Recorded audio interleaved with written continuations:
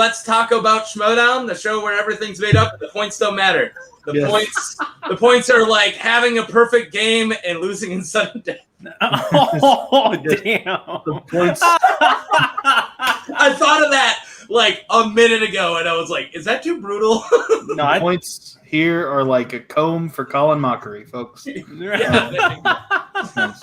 I can't hear you over Ryan Styles' shoes.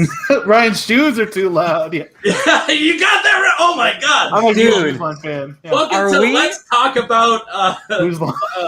Are we doing Who's Lines anyway? I can do that I can do it all night. Is that what we're doing? I rediscovered. If we did, I'm on screen. Let's do it. I rediscovered like Whose Line Is It Anyway clips like 3 months ago, and I had like a week. Anyways, you gotta binge it. We messed up this intro. Welcome to Let's Talk About Schmodown. My name is Taco. I will be your Han Solo today, and sitting to my that side is I don't know if it's your right or your left. I'm not a magician. It's left. Your left. Is Evan, just Evan. He's not a gold leader. He's actually my Chewie. He's my co-pilot. And down, I wouldn't call you our I think we called Matt our R2-D2. I think you're closer to like, I don't know, you're like Obi-Wan or... Oh, whoa, high only praise. Because you're just going to sit back and do nothing. I get Chewie and he gets Obi-Wan. That's some high praise. I mean... yeah, but old bad Obi-Wan. Not like Alec Guinness Obi-Wan, not like the good one. Well, you know that's why they killed him off in the movie is because he was just going to be sitting around on Yavin doing nothing for the last act, and so they were like, "Oh, let's just kill him." Like, yeah. And then Lucas is like, "Didn't I read something about heroes' journeys in a book somewhere?" Right? Yeah. Anyways, I have not had a chance to talk to the amazing Chris Anthony Lopez about this show. I assume you know what we're doing today. I was told what we were doing earlier when I saw Soda on Speaking Of. By the way, I watched a lot of that. I was going, Thank you. the park. Yeah. But he told me because I knew I was coming on tonight, and because he had asked me like a week ago, and I'm like, yeah, totally, I can rock with that. And I didn't know I thought we were just, shooting the shit. And then he tells me like, oh yeah, we're doing Cal Kestis and the Grand Inquisitor. I'm like, oh my God. Yeah. Like, and me, right, coming from the channel I'm on, and I'm not the Star Wars guy. I'm not even like top 3. So when y'all ask me, I'm like, oh shucks. Like that's some pressure. But I did my homework. We're good. I did, so we're fine. Everything's fine. Have you seen a Star War? I saw, the one JJ directed. Chris Pine was so good in that movie. Okay, but actually, that movie hits. Star Trek's the shit. But there is an R2-D2 in that. There is. Yes, there is. Do I get a point for that? No. Evan? The points don't matter. The points don't matter. 500 points for Mark. I got. So that's funny that you said you just found out about this because before we even did the show, one of the the guy who was producing before Soda said, "Hey, we should get Chris Anthony Lopez on it, but you should just do canon characters." And I got really upset because I'm the Legends guy, and I was like, "Okay, Grand Inquisitor Cal Kestis," and they're like, "Well, that's an amazing lineup." I'm like, "Yeah, but none of them are Legends." So they are you Legends. actually affected this way before you even knew you were going to be on here. Yes. I grabbed 2 easier known characters, which is funny because the modern person won't know these people. Right. I know who they are. I know before when I found out what it was, I'm like, okay, like I know who the Grand Inquisitor is. I know who Cal Kestis is. Like we're gonna be fine. We're fine. Everything's fine. I was scared that y'all were gonna pull some legend stuff on me. I'm like, oh snap, here we go. But you know what? We're here, and before the show ends, we're gonna do a hoedown, and it's gonna be great. It's gonna be great. A hoedown? Yeah. Yeah, we're gonna have Laura Hall and Linda Taylor. The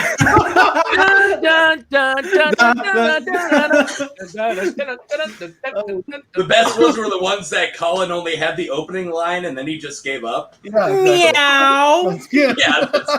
Just a little bit of a trivia on that. So the reason why Ryan Styles' hoedowns are like always thrown at Drew Carey or always insulting somebody is because he really hates the hoedown. Yeah, I thought you were going to say Drew Carey. I was like, no way. No, There's no way he hates Drew Carey. Hoedown. Anywho, back to the show. Fantastic. Yeah. Exit stage left. Yeah.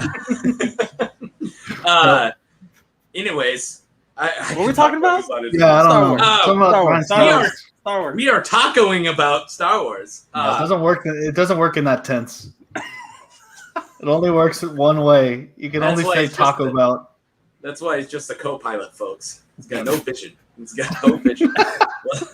We'll let you know when it's time to jump to hyperspace there, Evan. Yeah, exactly. Besides that, let me take care of it, all right? Yeah, you got this. These are Star Wars references, Chris? I don't know if you know that. Oh, yes. No, okay, let me say on record. So I've seen all the Star Wars movies. Yeah. So that's good, right? I've not seen all of Clone Wars and Rebels, but I know enough about things to keep up. So have you seen the first season of Rebels? Haven't seen the first season of Rebels? Entirely no. Well, that's where Grand Inquisitor's in. From start to finish. Okay. From start to finish, no. I'm telling you, I did my homework. I watched a lot of Grand Inquisitor in the last 3 hours, so I think we're okay. Did you watch any of the really well done? Because there's well done versus videos out there for people who don't matter or don't know. People who don't matter. I'm still stuck on the who's line.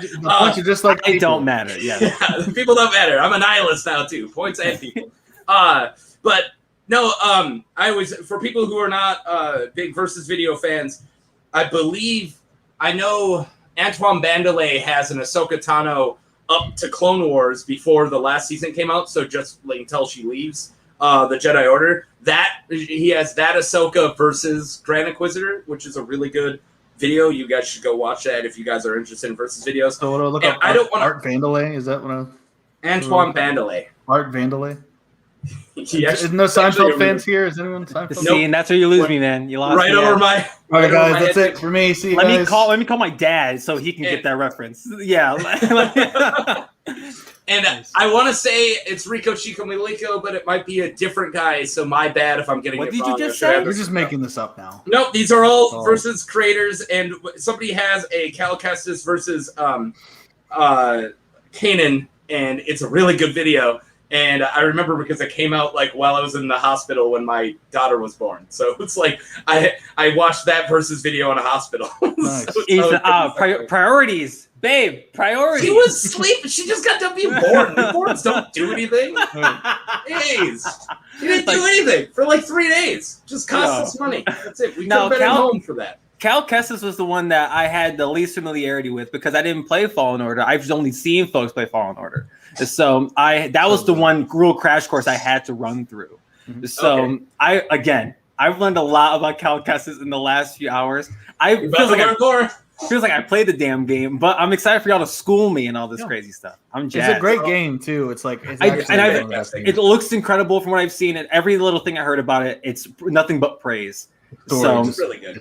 It's the Dark Souls of Star Wars. It's very punishing. I played it on the easy mode, and I died hundreds of times. Yeah. I didn't play the easiest. I didn't play the cinematic mode, but I played like the one step above, and I just got schooled. A buddy of mine. There was like we were. This was pre-pandemic, so please forgive me. But we were going out that evening, and I was watching him play because we were just waiting for other buddies. And he just died over and over and over. And I'm looking at him. I'm like, you have so much willpower. I would have been given up by now. Yeah.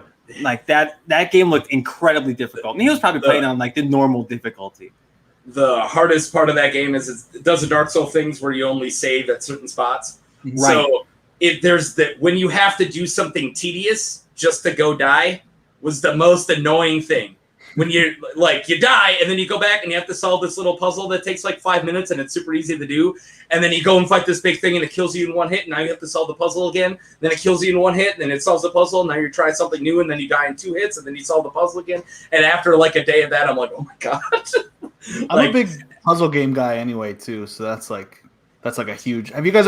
I have this little guy, this little Fez. You see Fez? His name is Gomez. This little guy, but. Fez is one of the greatest puzzle games ever. So, like, Fallen Order really drew me in because there's some pretty complicated puzzles in that game as well. It's just solving them 80 times. It's awesome. Solving it once is fine. It's so cool. Well, without further ado, did you want to start with Hell? Bios? Yeah, let's do it. We got a shorter video, so why are we stretching this out? So I always like to preface this. I say always. We've only done this 2 other times yet. So, This will be the norm. I tell the stories. I like to tell the stories.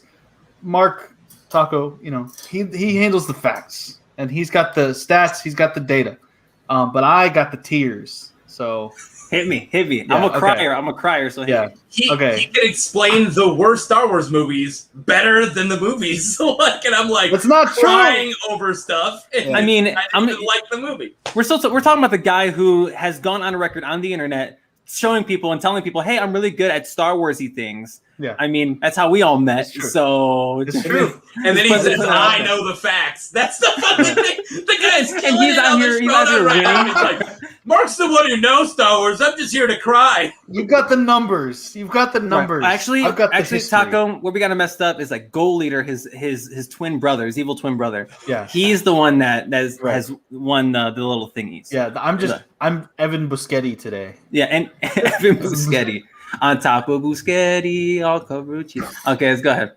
Okay, let's go. We're going Cal Kestis. This bio is kind of all over the place because, I mean, obviously the main story that we have for him is the game. And the game is meant to be consumed over like days and weeks. So it's like, it's a lot to get through. So a lot of it's condensed and a lot of it's weird that I would point some things out. So just bear with me on this one. I'm excited. Okay. I'm Cal patient. Kestis was a Jedi Padawan trained during the last years of the Jedi Order. Literally, I mean, he was present during Order 66. We'll get there. He became the Padawan of Jaro Tapal, who is, to my knowledge, the only Lasat Jedi that exists in Star Wars. As far as I know, and he's awesome. But yes, Jaro Tapal is actually really cool. Super powerful, super like Mace Windu-y, like super stoic almost. But he's really cool. He's like a cooler Mace Windu. And they went on a successful campaign mission to the planet Braca, and they left for Megiddo, maybe to go reinforce Ki-Adi-Mundi, who was doing his campaign there as well. And while they were on the way there, Order 66 was given by Palpatine. So the clones began to fire on them unexpectedly, and they tried to make it to an escape pod. They tried to rendezvous in an escape pod. And while they got there, Jaro Tapal was murdered by his clones, and Cal got into the escape pod, kept his master's lightsaber, and the escape pod, I guess, went to Braca, because that's where he lived for the next 5 years. He kind of believed that the whole ordeal was his fault, like he wasn't strong enough to save his master. So that's like the pivotal thing of his character, is that he's not enough. And I love him. I love Cal Kestis. Me too. So while he was on Braca, he began working for the Scrapper Guild as a rigger. They, I guess, broke down Venator-class Star Destroyers. They broke down all types of war technology.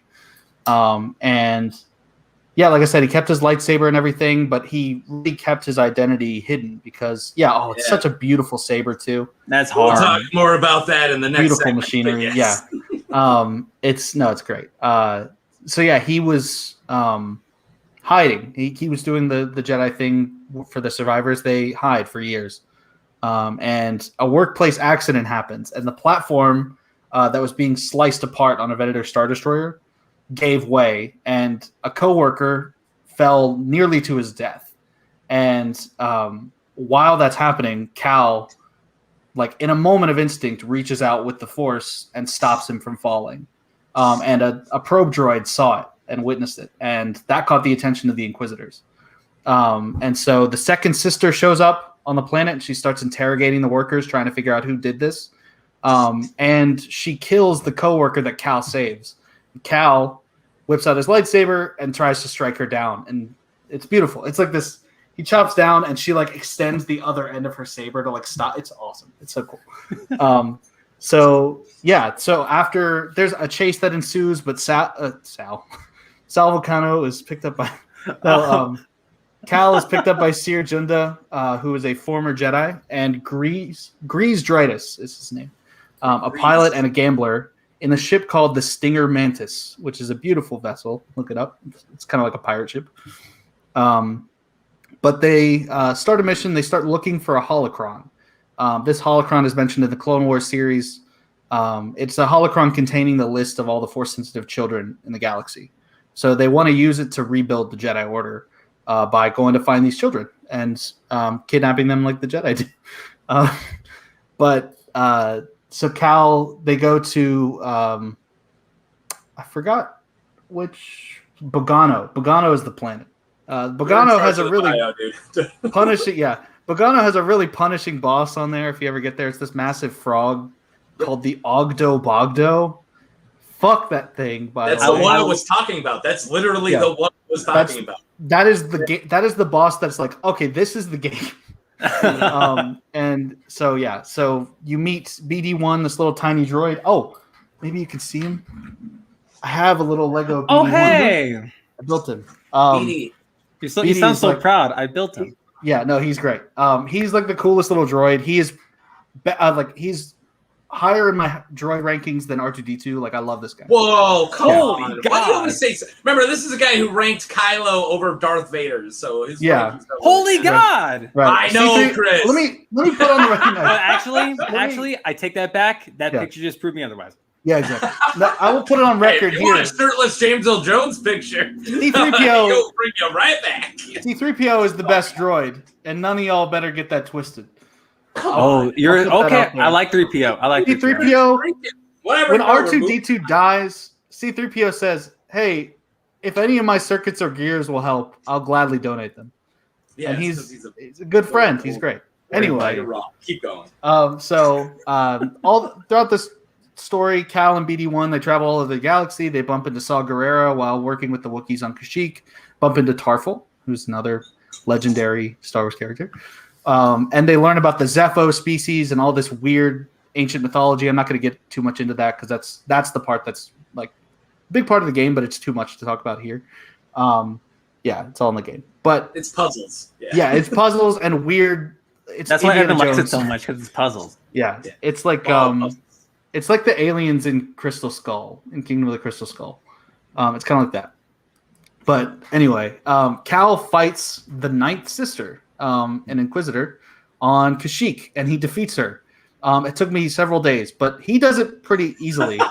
Sorry, you're being roasted in the chat. So am I being roasted in the chat? Well, earlier, oh my gosh, said cue your tears, and then my you delusion. started dropping that droid stuff, and she's like, "Now watch The Last Jedi again from the lens of Luke Skywalker being a tragic character. It's beautiful. It's such a great. I love that movie.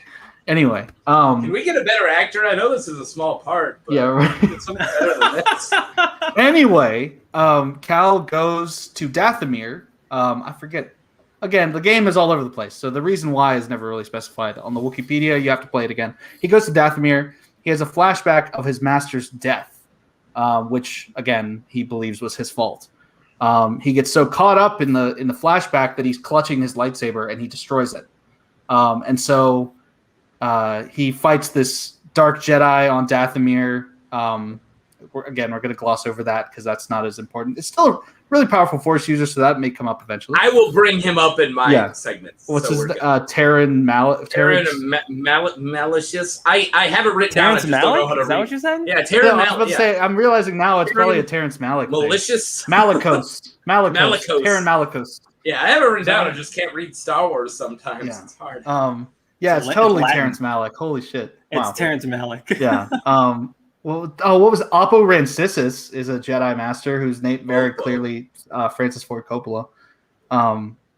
Anyway. Holy I need to go nap after my mind was just blown. Right.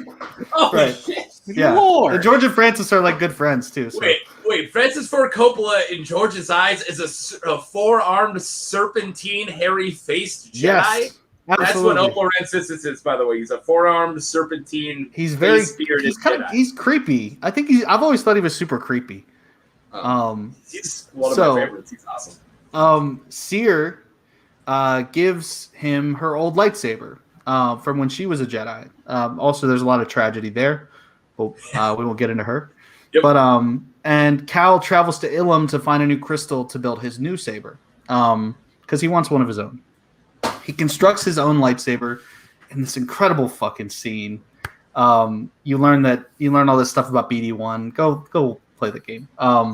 But he constructs his new saber, and the score swells, and like you realize he's finally forgiving himself, and he's coming into his own. He puts this double-bladed saber together, and it's fucking fantastic. Using his master's lightsaber and Seer's lightsaber.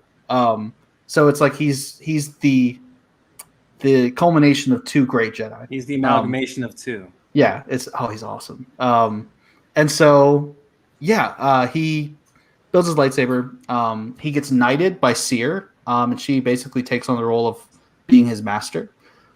They find out where the holocron is, but then it gets stolen by the second sister, who turns out to be Seer's old Padawan.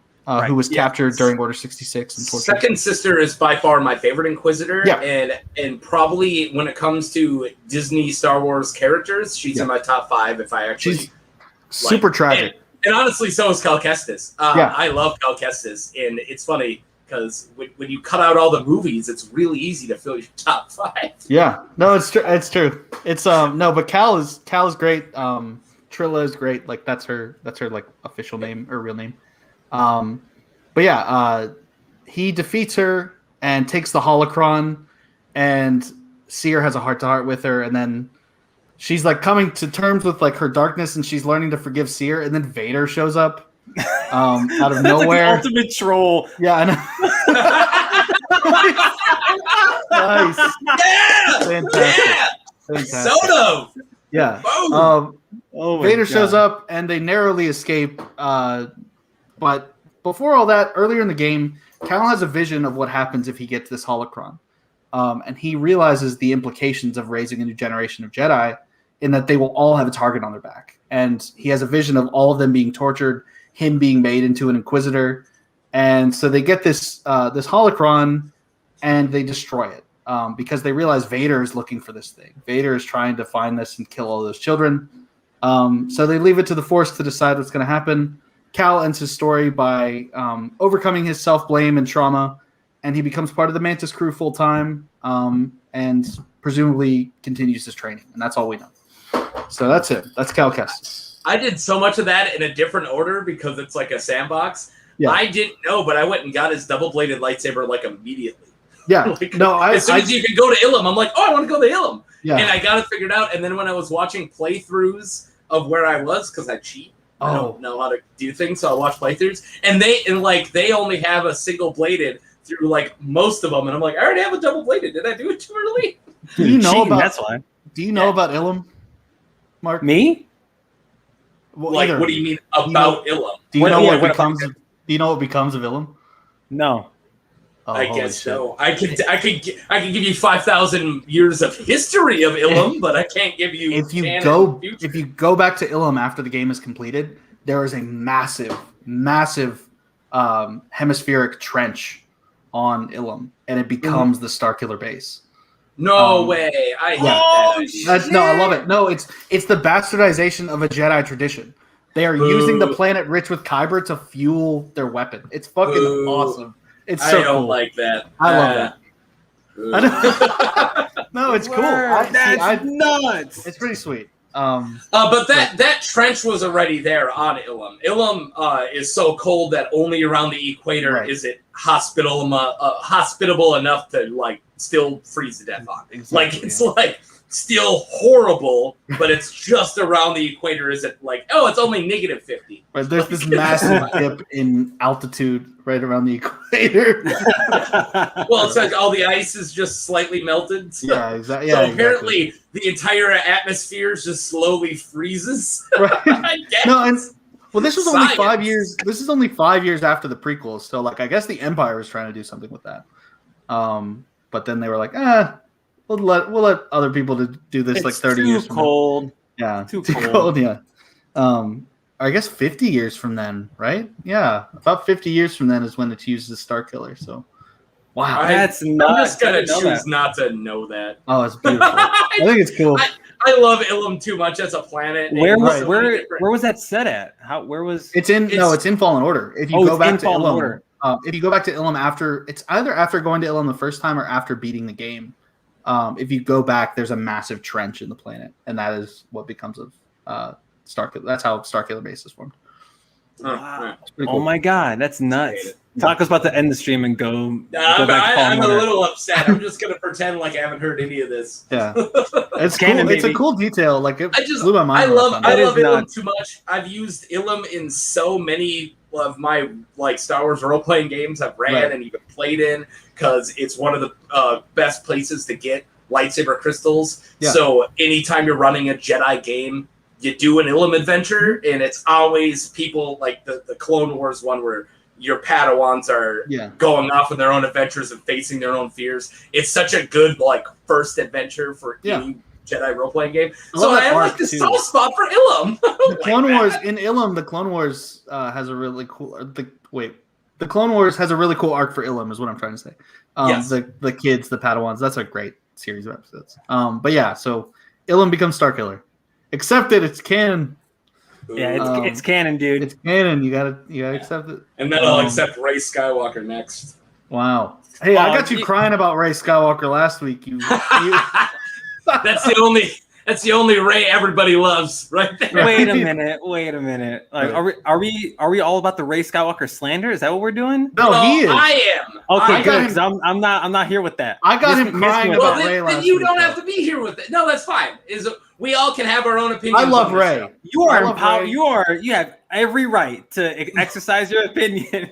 Well, every right. That's the greatness of this show. This is where all Star Wars people come to put their swords in the middle. It doesn't matter what we disagree on. We can have those opinions, and then we continue. It's just that Evan and I swords are bigger. That's what it is. Like, with a big old Disney brand on it. Yeah, have that bigger Disney brand. Rey's cool. I like Rey. Rey's cool. Rey's fucking awesome. Leave her alone. You don't even need to explain. I don't want to have this argument. I just said we're all friends, and you guys. We are friends. What you're telling me is that you're a horrible sexist right now. Thanks, y'all. Subscribe to the channel. Follow us on Twitter. You got a Grand Inquisitor bio for us? Yes. Oh yeah, I forgot that was the okay. We're not just talking about Cal Kestis this whole time because we could. Yeah. No, let's just do Cal the whole time. Anyway, so the Grand Inquisitor. Nobody expects the Spanish Inquisition. That was him. That was the Grand Inquisitor right there. Inquisitor. Get his in there. Oh, that's what I agreed to do. Like we're talking about Whose Line, whatever the hell that was. That was Monty Python.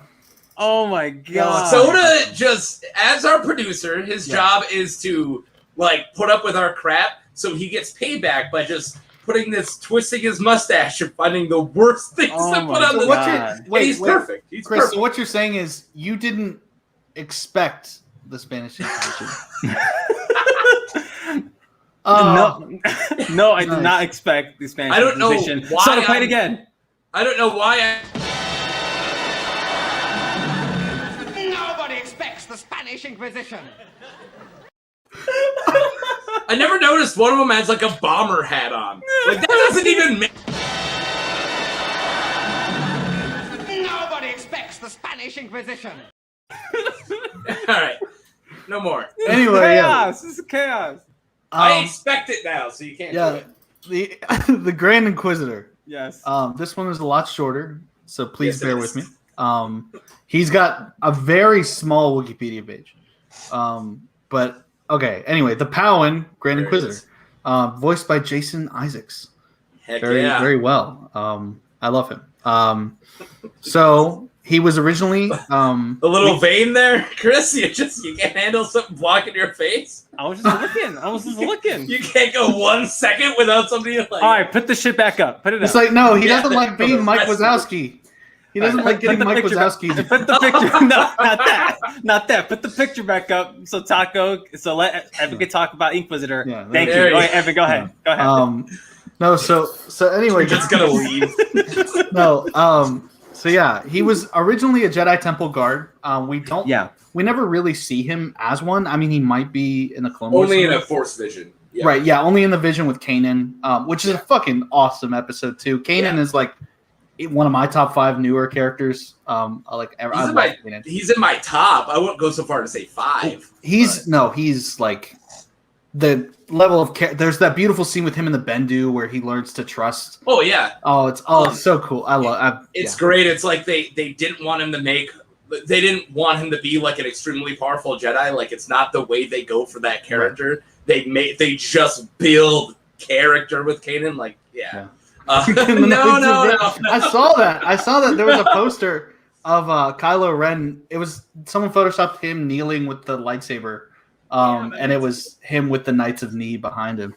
That's pretty great. To be fair, the Knights of Ni are way more effective than the rest of the Knights of Ren. Besides Kylo, you could also say that Kylo Ren dueling or sparring off against the 6 Knights of Ren is a perfect visual representation of him destroying his past, but yeah, cool. That's just me. That was a great way to spin it, Evan. That was a great way to spin it. No, not only does he do it, he does it with his grandfather's lightsaber. It's also awesome. All right. I'm gonna flip that on you. That wasn't Kylo Ren fighting the Knights of Ren. That was Ben Skywalker. Oh, okay. Or Solo. Ben Solo. Ben Skywalker's the better Ben character. From a certain Swolo. point of view, buddy. All right. No. So put the picture back up of Ben Swolo.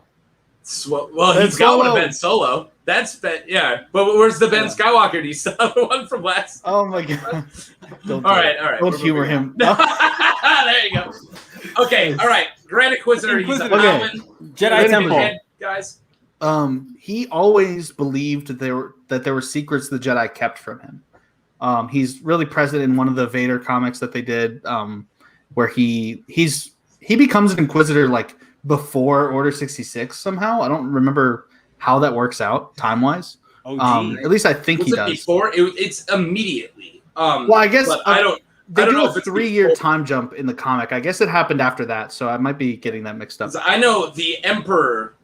I just remember the panel where he says the Emperor chose me, Right. like specifically. So Right. if he's using the term Emperor, then it must have happened after. 66. Yeah, that's true.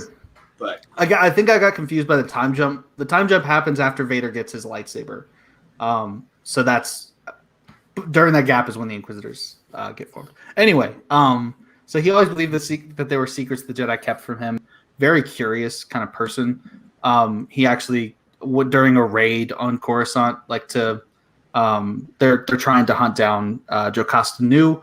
He gets to flip through the Jedi library for the first time after being told not to by Jocasta Nu, and he realizes that he calls it drivel. And he throws the books over his shoulder and shit. It's great. But they spar with Jocasta Nu. It's pretty cool. doesn't she shoot them with a lightsaber gun? Yes, she does. It's The awesome. comics, yo, I know, lightsaber guns. Yeah, That's hard. Or Who General needs a Grievous. sword? It's like they threw a dart at like all these different characters, and they landed on Admiral Akbar and General Grievous, and they created that droid. You remember the droid? Yeah. I love that guy though. That's cool. The Mon Calamari Grievous is my favorite. Is amazing. I like how we don't know his name. That's just he's. Well, the I don't know if they Mon get Calamari one, but he dies immediately. Yeah, like, that's they true. show him he's super awesome, and Vader's like, bah! Yeah, and then moves on with his day. Vader true. whomps his ass, dude. yeah. Isn't that just Vader though? That's just Vader that's whomps what he does. everybody, bro. Yeah, he whomps. Right. He absolutely Right in whomps the everybody. ass. All right. Anyway, so yeah. That's Dark Helmet. That's Yeah. not Darth Vader. Actually, dude, it's Ben Solo. So Yeah. It's Ben Solo.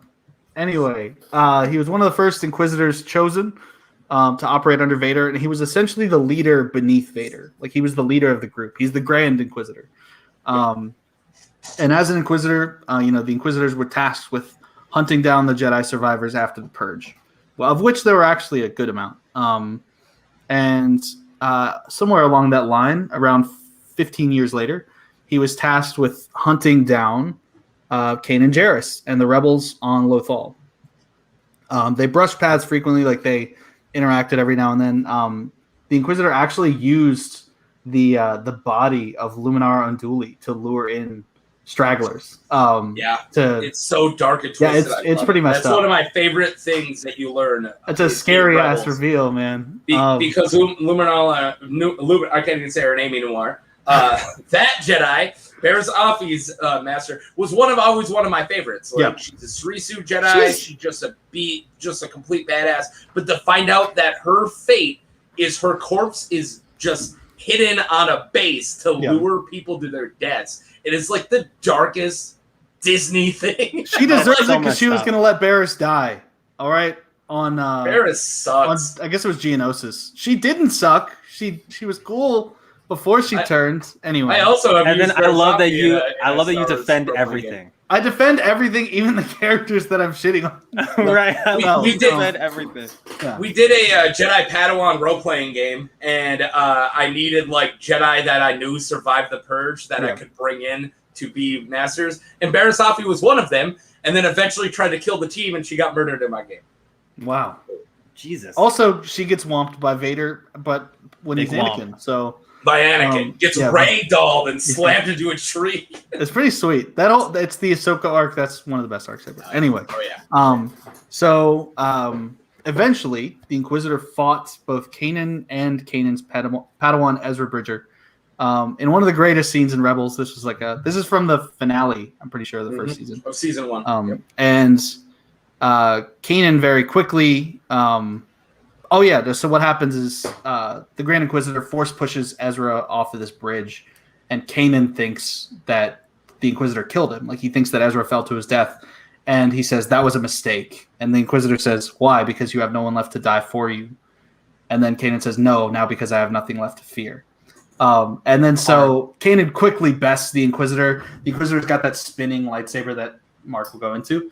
And he puts 2 lightsabers in and slices that shit apart.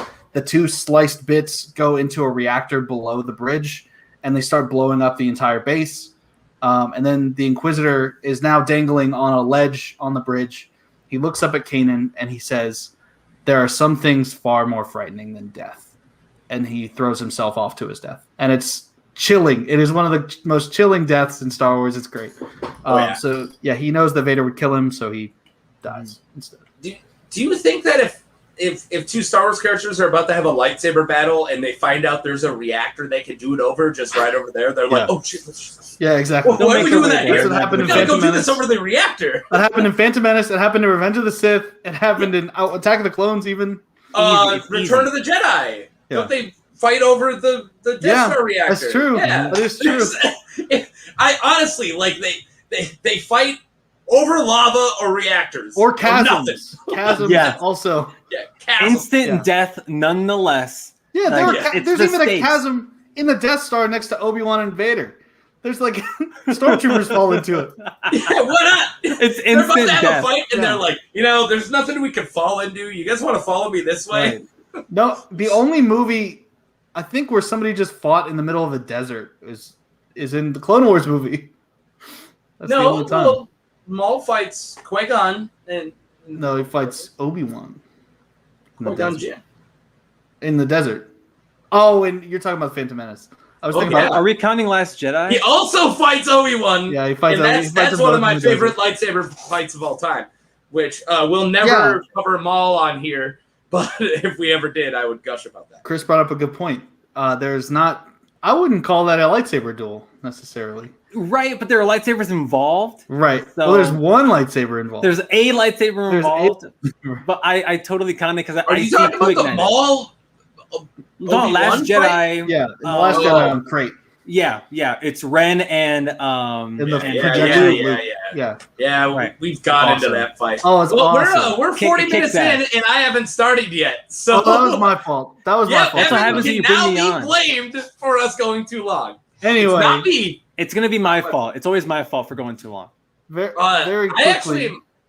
What? I was going to say very quickly. Go into your stuff. It's hard to orient myself this way.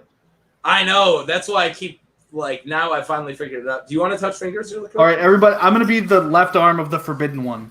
Fingers. Exodia. Now I see what you're doing. Does Yu-Gi-Oh get it? Nice. Yeah, no. See, Okay, this is the anyways, second straight This Yu-Gi-Oh is the reference in best 24 tangent hours. we've ever had. No, Chris, I was gonna say I'm kind of sad. I know that you were wearing the tie earlier and that looked good, but your hair looked amazing on Jay Wade's show earlier. Oh, you want me to take and my I'm hat off? so unhappy that you were wearing it. No, I don't need no pity hair. All right, I don't need to do it. I can expose my hair. It looked so amazing. I'm so jealous of it. You're too kind. That's what it is. Fantastic hair. Looks great. Well, actually, I think the best hair in all of the Schmodown is actually freaking oh my god, I'm all Star Wars thinking and I can't. Gold leader. No, not Gold Leader. Is it Gold Leader? No, when I say it, you guys are gonna get so mad that I can't remember. This Winston has the best hair. Oh yeah, all yeah, of this yeah. Schmoedown. That's true. His hair is amazing. Yeah, That is it's true. great. It's great. Just It's the black people hair. That's what it is. yeah, I'm true. jealous. Yeah. But all right, so let's get into physicality and equipment. Do you guys want me to do physicality and then equipment, or do you want this to be one segment each? Do person by person, dude. I know, no, I'm saying, do you want physicality and equipment to be one segment, or do you want me Yes. to break it up? Oh No, yes. I would say both, like one chunk of Cal altogether, and then one chunk of Yes. yeah. Yes. All right, just for physicality and equipment. All right, so Cal is a 6-foot Jedi human, ginger, 6-foot ginger. That's his race. He's ginger. They're near human races. See, That's really good hair too. Ben Skywalker Yeah. is also a ginger. They're part of the near human race. So he is rather unremarkable when it comes to Jedi, when it comes to his physicality. He has everything a Jedi normally has. He definitely doesn't have any drawbacks to get into. He's rather unremarkable. He's not a tank. He's not a beast. His strength is a little notable because he has he holds up he can hold up a saber clash with both Darth Vader and the Ninth Sister. Like literally strength base holding lightsabers back and forth. If you can do that with Vader, you're doing pretty good when it comes to strength. And if you can do that with Ninth Sister, who's a Dewattan, they're giant. They're just these massive Actually, aliens. it's DeWooten. All right. Well, I've always said Dewattan, so my show, get out of here. What does Get his ass out of here. what does the boat always say is know your place? Shut your mouth and know your place. Or something? Know your The role, Rock? know your mouth. Yeah, know your role, shut your Shut mouth. your mouth. Yeah. Yeah, I don't know the wrestling stuff. I only know it when people on backstage say it, or on the rundown say it. I only know wrestling Smart. through the Schmoedown. I'm weird. Gotcha. I got here because of my love for movies. Oh no, see, and that's perfectly fine. Perfectly fine. But Hey. continue, please, Cal. We all made it to the same place. All right. So the monster, Night Sister, and Darth Vader. So he's strong enough to hold up against those guys in a strength-based contest. He also has really high agility. He frequently uses jumping over people, jumping out of the way, because it is like, the mechanic is like a Dark Souls type video game. There's a lot of dodging, but that's also somebody doing that. He's not constantly just blocking with his lightsaber. He's extremely really high agility. And yeah, so a lot of that can be contributed to force augmentation, but not all of it. He's in very good shape for a human, but he's not a superhuman. And he does take plenty of blaster bolts and survive, but you might want to call that game mechanic. He just doesn't. I mean, let's say he's got some decent durability, but he is not a Darth Malgus. He is not a Warp Null. He is not, he's not a monster by any means. Right. All right. And so for his equipment, he wears a poncho. So that's very interesting. Real effective. Yeah. That's not the poncho look. There you go. There's the poncho. Yeah. It blocks something. I don't know. Your body from being seen, I guess.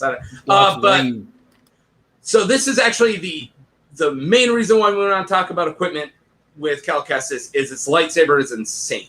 It's one of the coolest lightsabers. Do you got the one that shows the two right next to each other? You showed it earlier. There you go. So let's keep this on the screen for a second. So the bottom one is his former master's that was cut, because his former master's was a double-bladed lightsaber, but the other side was cut off. And he used that for a long time as a single-bladed lightsaber. And then when he modified it, mixed it with Seer's lightsaber, he formed it into the second one, or the double-bladed lightsaber. But the cool thing is it can split. So it turns into two lightsabers when he needs to, and it has 2 Ilum crystals in it. Super awesome. All right, you're good. But yeah, that's like one of my it's one of my favorite lightsabers. So that you can see how it splits off. Super cool. All right. And that's it. That's what I got for physicality and equipment for Cal Kestis. So, can everyone still hear me? Is everyone there? Yeah. And The internet? Yes. Hello. When you were talking about Cal, I'm like, it's funny. It has nothing to do with Star Wars. It's funny that like you have like my initials are Cal, and we're talking about Cal Kestis. I saw that you just changed your It just hit me when you were talking. I'm like, oh my god. What are the odds? But please, Grand Inquisitor. Yeah, all right. We don't want to talk about unless you want to chat about Cal. Yeah, I throw it up to you guys before I move on. Always. Wait, how do you change your name? I had to figure this out. So down in the corner where you see your bottom left, really the small, 3 little dots, and then it says your name. You can click right there and change it. Well, in doing my research on Cal, like he in the game itself, you can just like that. I didn't do that. That wasn't me. Oh my god. Because for Cal, right? Obviously, like he lost his master and he was a Padawan, so he had to learn everything really through combat. Or through, later he gets another master. We are super gonna get into that later. Oh, okay, cool. Never mind. We have not talked about his lightsaber skills, and that's everything I'm gonna say during his lightsaber. I will reserve my thoughts until then.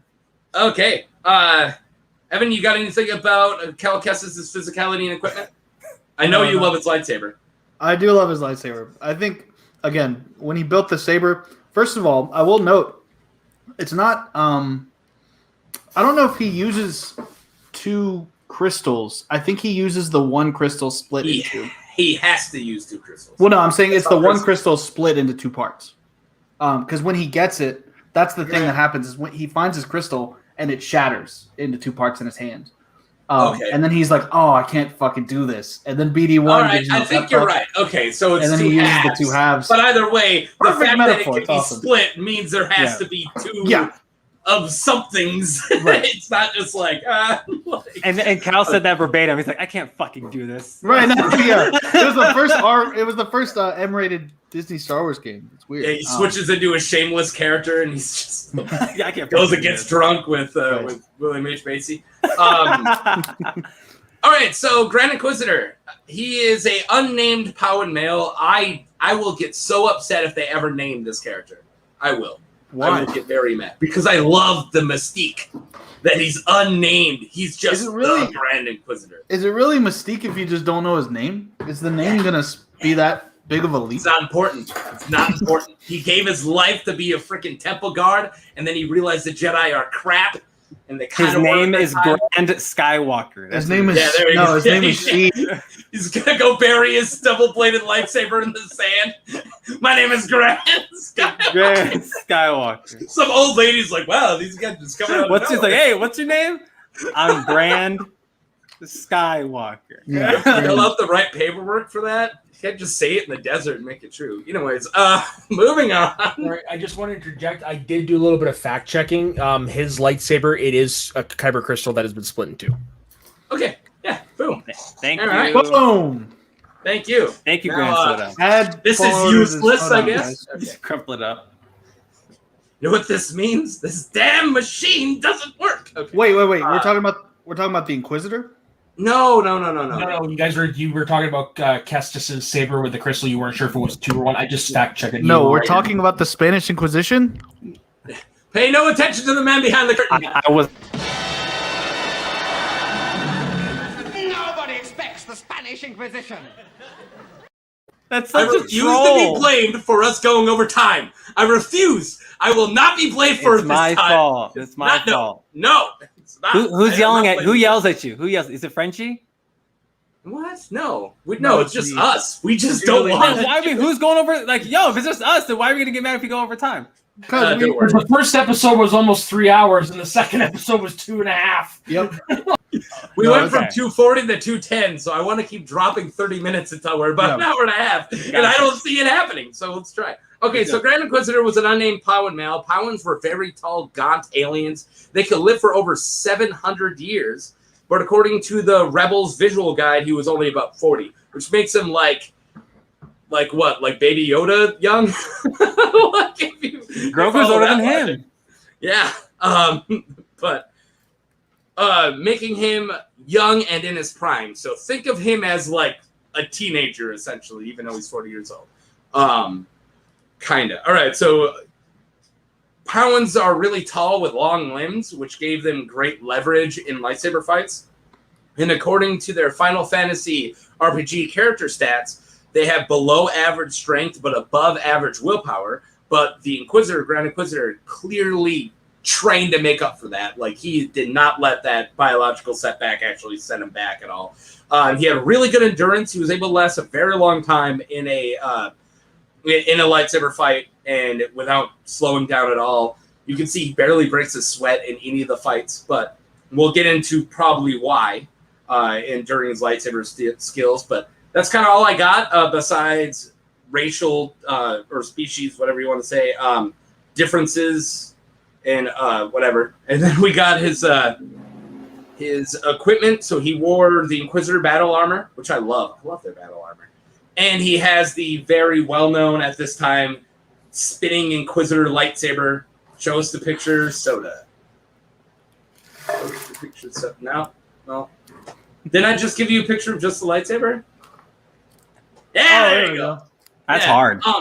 So one of the brothers, the one that fights Maul, could use it to fly, and they all like use them to fly. I kind of want to forget that exists because I think that's kind of like ridiculous. Because like what? But anyways, it does have I thought it was absolutely ridiculous. But in the movie series where there are immaculate conceptions and people, I don't like the immaculate conceptions either. All right, are we going to talk about that? That's something I don't like. Well, it's all over the place in Star Wars. We're talking about space wizards. Space wizards. They use lasers to fight each other. If they established why it could happen, but as of now, it's plasma, which doesn't. Do I have to get in the freaking physics here? But plasma doesn't it doesn't push itself. It won't create an equal or opposite reaction. It's a galaxy far away. You can't. Okay. Physics don't matter. Whatever. Moving on. I said it. It's like the points. They don't matter. Yeah. Physics, people, and the points are the 3 P's. The 3 P's that don't matter. So his double-bladed lightsaber not only could spin, but the same brother who used it to fly had a feature, and I don't know if it's on all of them, but it's worth knowing that it could put up serrated blades among it, and he uses it like a razor, which is super cool. But also, I don't see the point in that when you can just ignite 2 lightsabers out of it. Like, it's doing the same thing. Like, just aren't lightsabers better than serrated blades? But whatever. He keeps his credit card in there, it's attached to his phone. He's got an app to find his lightsaber in case loose. Hello? Yeah. In the middle of you actually answered a call for a second. I was like, my phone's over here. I'm like, hello? He's answered the call, hits the wrong button, stabs himself in the shoulder. So that's what I got for Grand Inquisitor's physicality and the Inquisitor lightsaber. So now we have to decide who gets the edge for equipment and physicality. We can split those up if you want, but I know my answer, but I want to know what your guys is. Who gets the edge for physicality and equipment?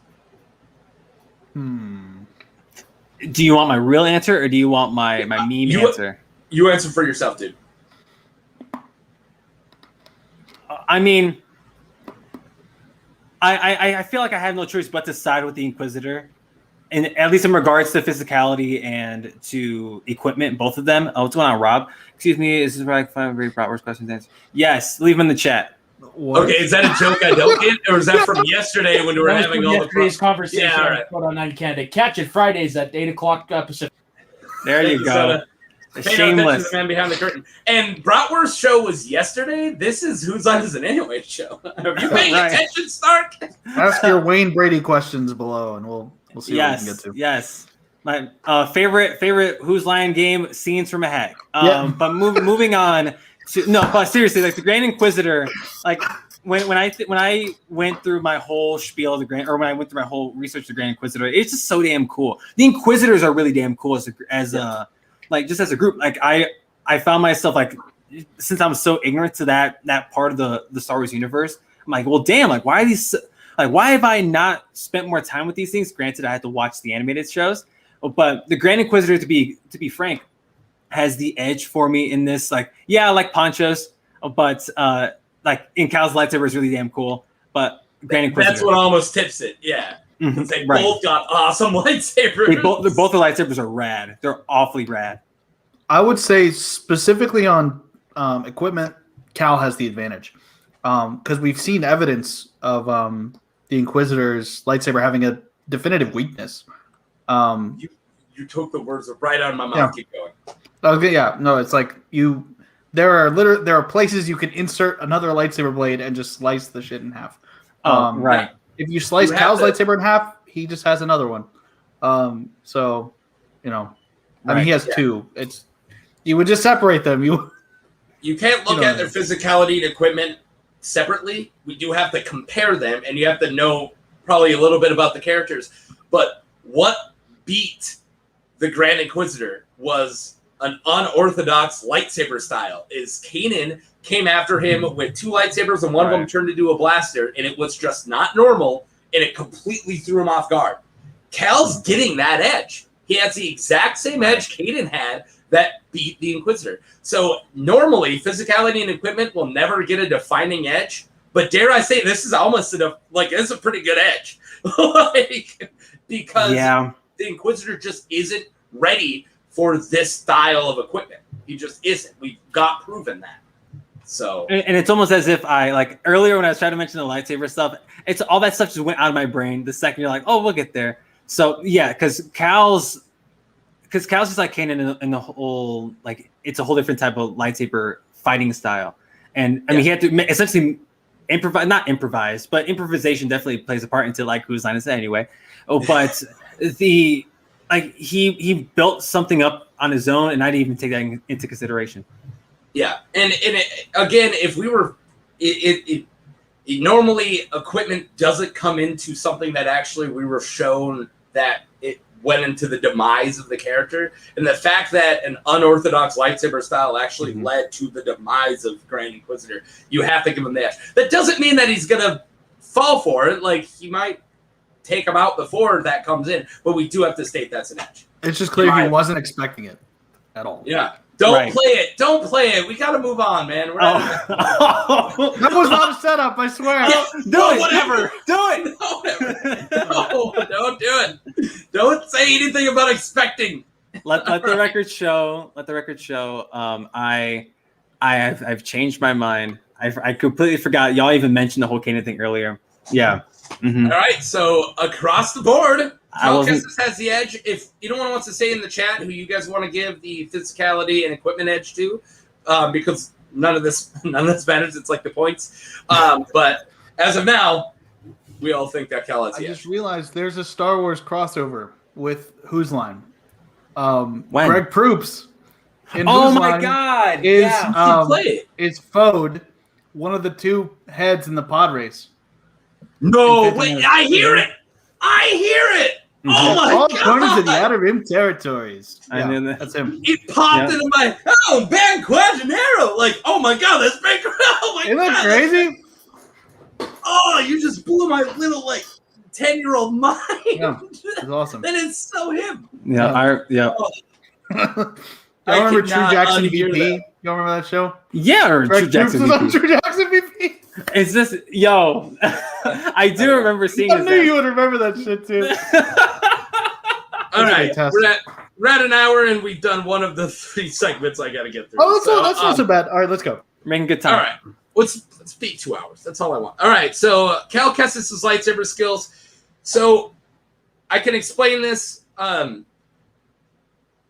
He has a very unique style, but it has to still be built on a base, right? Mm-hmm. I can't just pick up a lightsaber and then through necessity become a lightsaber master. Right. You have to be able to base it on. So form 1. So I'm gonna start speaking lightsaber forms. So this is where my eyes is gonna get confused. I'm just gonna be like, I'm gonna take it out, guys. Form 1 of the 7 traditional lightsaber forms is Form 1 Shicho. So Shicho was taught to all Padawans. It's literally what we see the younglings learning when Obi-Wan comes in with his Google Maps. It's like defense and disarming, right? Yes and no. So Shicho is really interesting. So to learn Shicho, it is like literally very simple. This.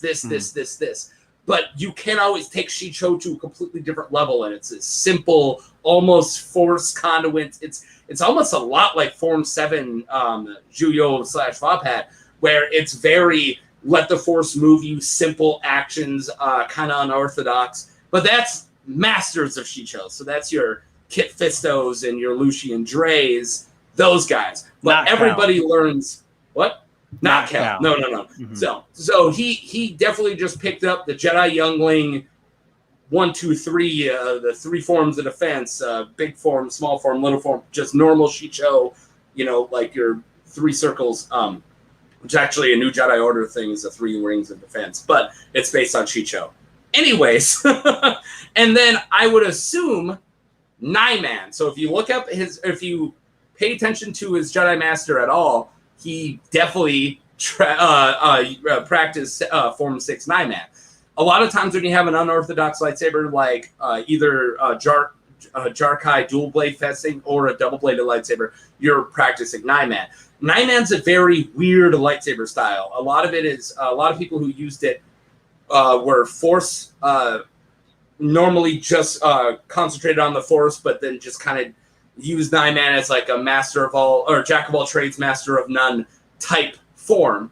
But you can take that to the nth degree. And also Nyman is very unorthodox and versatile. So a lot of people who use like double-bladed lightsabers, whatever, are Nyman practitioners. And I like to believe Kylo Ren's a Nyman practitioner because a lot of times Nyman people bring in Force. Yeah, there you go. Bring in Force into it, like drawing somebody closer with your lightsaber or pushing somebody away after you strike them. That's all Nyman stuff, is integrating your Force techniques. And like the 1 second we see his master do anything, he's doing Nyman stuff. So I think that he learned a little bit of Nyman and then a little bit of Shicho. So the rest he picked up completely through necessity, is what Chris was saying earlier. And that's what makes his lightsaber form so cool, is it looks like you can find a little bit of every single form on here, but he wasn't learning any of it traditionally. It wasn't from a book or a holocron or another master. He just like, I need to learn how to do something like the Hawkback swoop because it turns out a really big acrobatic move is going to help me. Hey, I need to learn how to do a strength-based parry, not because I learned it from 4 and 5, but because I need it. And that was the really cool thing about his lightsaber form is it's super unorthodox. It's very acrobatic. Okay, don't play it. Thank you, Stark. I'm so glad Stark's watching. I'm so glad everyone who's in the chat's watching, but especially Mason is the amazing Nerf herder who was on last week and he's on next week. Please tune in to watch him. He's awesome. But anyways, yeah, so as I said, extremely unorthodox. He's very acrobatic, but still had a lot of strength behind it, as we talked earlier with the saber clashes. So he would freely turn his blades on and off, and sometimes would use one. Sometimes he would flip right into double right away, and then in the same, what would you want to call it, a kata, in the same movements, he would split into 2. Like it was like fluid. It's really awesome. And something we see him use, whether he learned this or not, if he just developed it himself, is a lightsaber speciality called Trakata. And Trakata is the act of, I think I sent you a Trakata picture. It's the act of shutting your lightsaber off. It's via a long line of lightsaber guys. Did I not send it to you? Maybe I never did. Yeah, I don't think I ever sent it to you. You didn't send it to me. I've got one of the Inquisitors. That's about it. It would have been like, yeah. All right, that sucks. I have it on my phone for no reason now. But Tarkata is essentially the act of turning on or shutting off a blade to just mess with your opponent. So if somebody's coming at you with a straight baits and expecting you to block it, you shut it off, turn it back on, and stab him. Like you literally retract his blade really quick. Not that. That's just a picture of him in the second. So episode. Cool looking. Some nice. Yeah, no, I love that picture. I just thought about something cool, man. Do you remember? I'm sorry. Go ahead.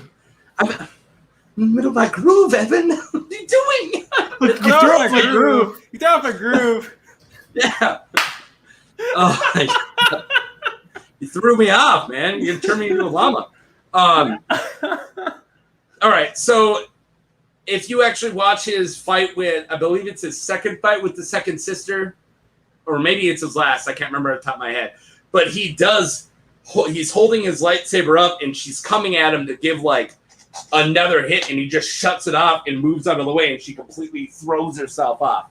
He could have just immediately, if he wanted to kill her, which he didn't, he could have just turned his lightsaber back on and took her out. That's Strikata, and it's a really awesome, again, unorthodox. This is I really love the idea that he picks up Tarkata randomly because it's such like an expert lightsaber thing, and he just does it. Anyways, so he's extremely unorthodox in a unique lightsaber style, which let him literally fight people who most likely should kill him, people above his, like, punching above his weight class, and letting him fight like the fallen Jedi. What did we want to call him? Terran Malicus? Terrence Malick. Malicus? Yeah, Terrence Malick. Yeah, well, I think it's Malicus. I got it written. And then the Inquisitors. So a lot of them were above his skill level because, remember, he was just barely a Padawan, dropped out. Or like he was just newly apprenticed, did one mission, and then pretty much had to train himself. So the fact that he's taking on these like imperially trained Jedi hunters is amazing. And a lot of it is because his lightsaber form was so unorthodox, in my opinion. I think that's why you can punch him with this weight class. And yeah, that's my Cal Kestis lightsaber skills. And what's your guys' opinion on it? I think he is a truck when it comes to actually like fighting with the sabers. There's that beautiful part in the game. I'm pretty sure in the game they must have made that's the fight against Terran Malicus. I love that shot.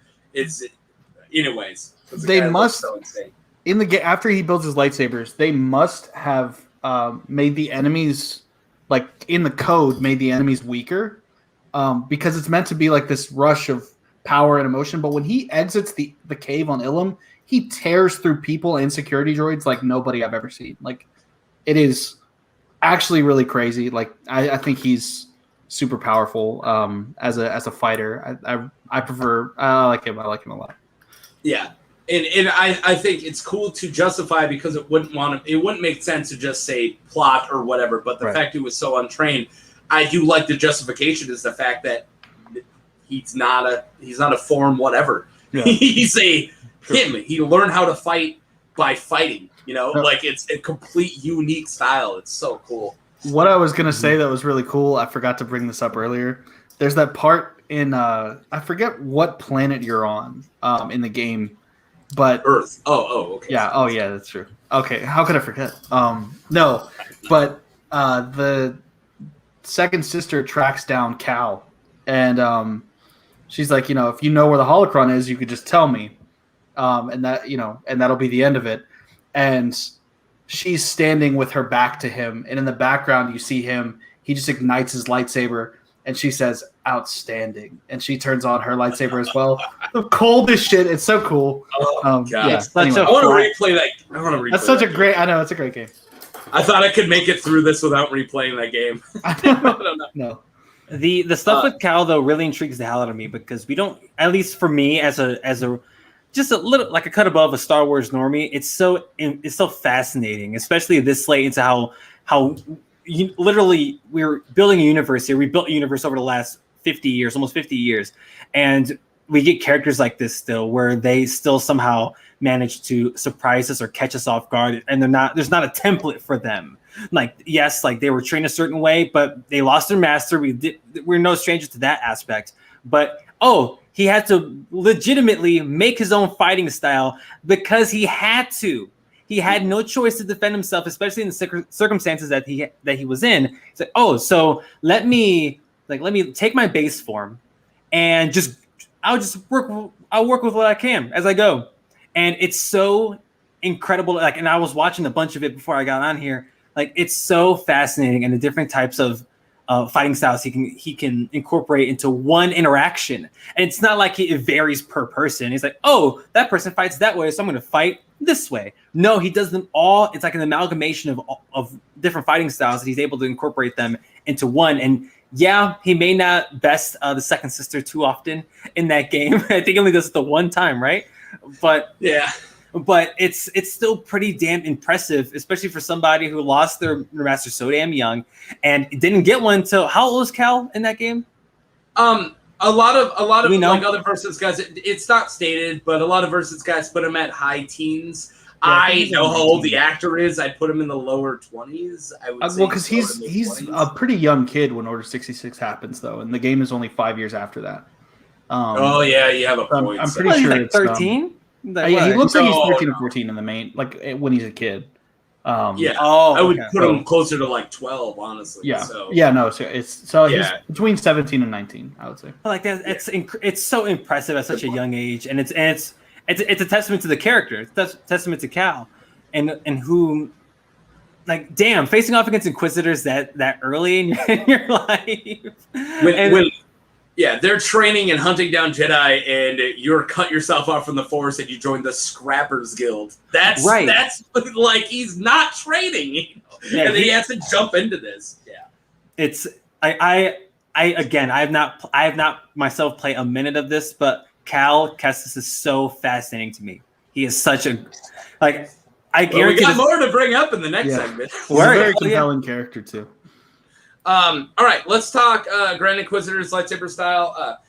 This is a lot less, but it's still he has a really cool style too. Both these guys are really awesome duelists and rather I keep using unorthodox, but this is a different type of unorthodox. This isn't not knowing all the lightsaber forms and figuring it out. No, Grand Inquisitor knows them and then pieces together something cool, and that's what I like about Grand Inquisitor. So he has a knowledge of all 7 forms. And so the first time he fights Kanan, within a minute, he not only knows the exact style Kanan's using, but can tell who trained him. Like he immediately, they start fighting, and he goes, "Huh, you were trained by Depa Billaba in Form 3. Boom! Like that. That is the knowledge of forms. And not only that, but the knowledge of all Jedi Masters of that era. He's the smartest dude, and that's what makes Grand Inquisitor so terrifying. It's not any. It's his brain, his intelligence. He's on big brain mode. Oh, all the time. Little big brain. Yeah. no, He's big- like He's galaxy brain. What's universe brain. What's Fallout 4? The Mintax, when you got to up your intelligence, he's just slamming down those Mintax. Yeah, there you go. Fallout and Fallout 3, I guess. Not just Fallout 4 and New Vegas. I like them all. New Vegas is the best. All right, so so yeah, that's his knowledge of all lightsaber forms, but that doesn't mean he fights in all of them. He kind of does a Dooku thing where he uses knowledge of lightsaber forms not to use those, but to learn how to defend against them and to pick them apart. So like Dooku knew all forms, but he only fought in Form 2 Makashi, or Makeshi, however you want to pronounce it. But he used his knowledge of the other forms to needle in and take them apart, deconstruct them. And that's not quite the level of Dooku by any means, but that's what this guy's doing. I wouldn't put him in Dooku level like at all, but but yes, that's kind of what he's doing. And ironically, he's doing it with a foundation of Form 2 Makeshi. You see him fencing. He does it a lot. He fights very Form 2 Makeshi, one hand, almost textbook Form 2. But he does throw in that Form 6 9-man, like I was bringing up earlier, of that double-bladed lightsaber as it's spinning, all that stuff that's very 9-man-y. So he does, I love that picture. He does a nice mixture of Form 2 and Form 6, which is really cool. Then using knowledge to break down other opponents' abilities, skills. I think he's great. I think he's a really good duelist. He also shows a knowledge of Jar-Kai dual blade fencing because he fights off. You might be able to name it, Evan. I couldn't do it off the top of my head. The name of the giant monster that he has to fight off. I'm like grabbing a random Rebels episode, but he gets drawn in by. You're talking about the Fear Knots. What are they? The Fear Knots? You're talking Fear about Knots. the things on Yep. What's the planet? No, that's the name of it. You're right. Fear Knots. Yeah. Those are awesome. I almost called him Fiery something. That's why I knew it was an F when you said Fear Knots. I was like, yes. So he grabs Kanan's lightsaber to like fight off a giant Fearnock, and he shows at least a little bit of Charkai dual blade fencing. But one would assume that if you're fighting with a double bladed spitting freaking lightsaber, you know how to fight with two blades. so it's not like a newsflash that he's trained in Charkai, which isn't one of the 7 forms. It's like an offshoot. Right. It's Charkai. Anyway, so that's it. That was Grand Inquisitor. It's not as much, but it's still very interesting. Yep. So, I love the Fearnox thing. I forgot that he actually fought the Fearnox too. That's what I'm here for. First time we see Ezra really tap into the dark side too. Yeah, which is awesome. I love that. Never heard of it.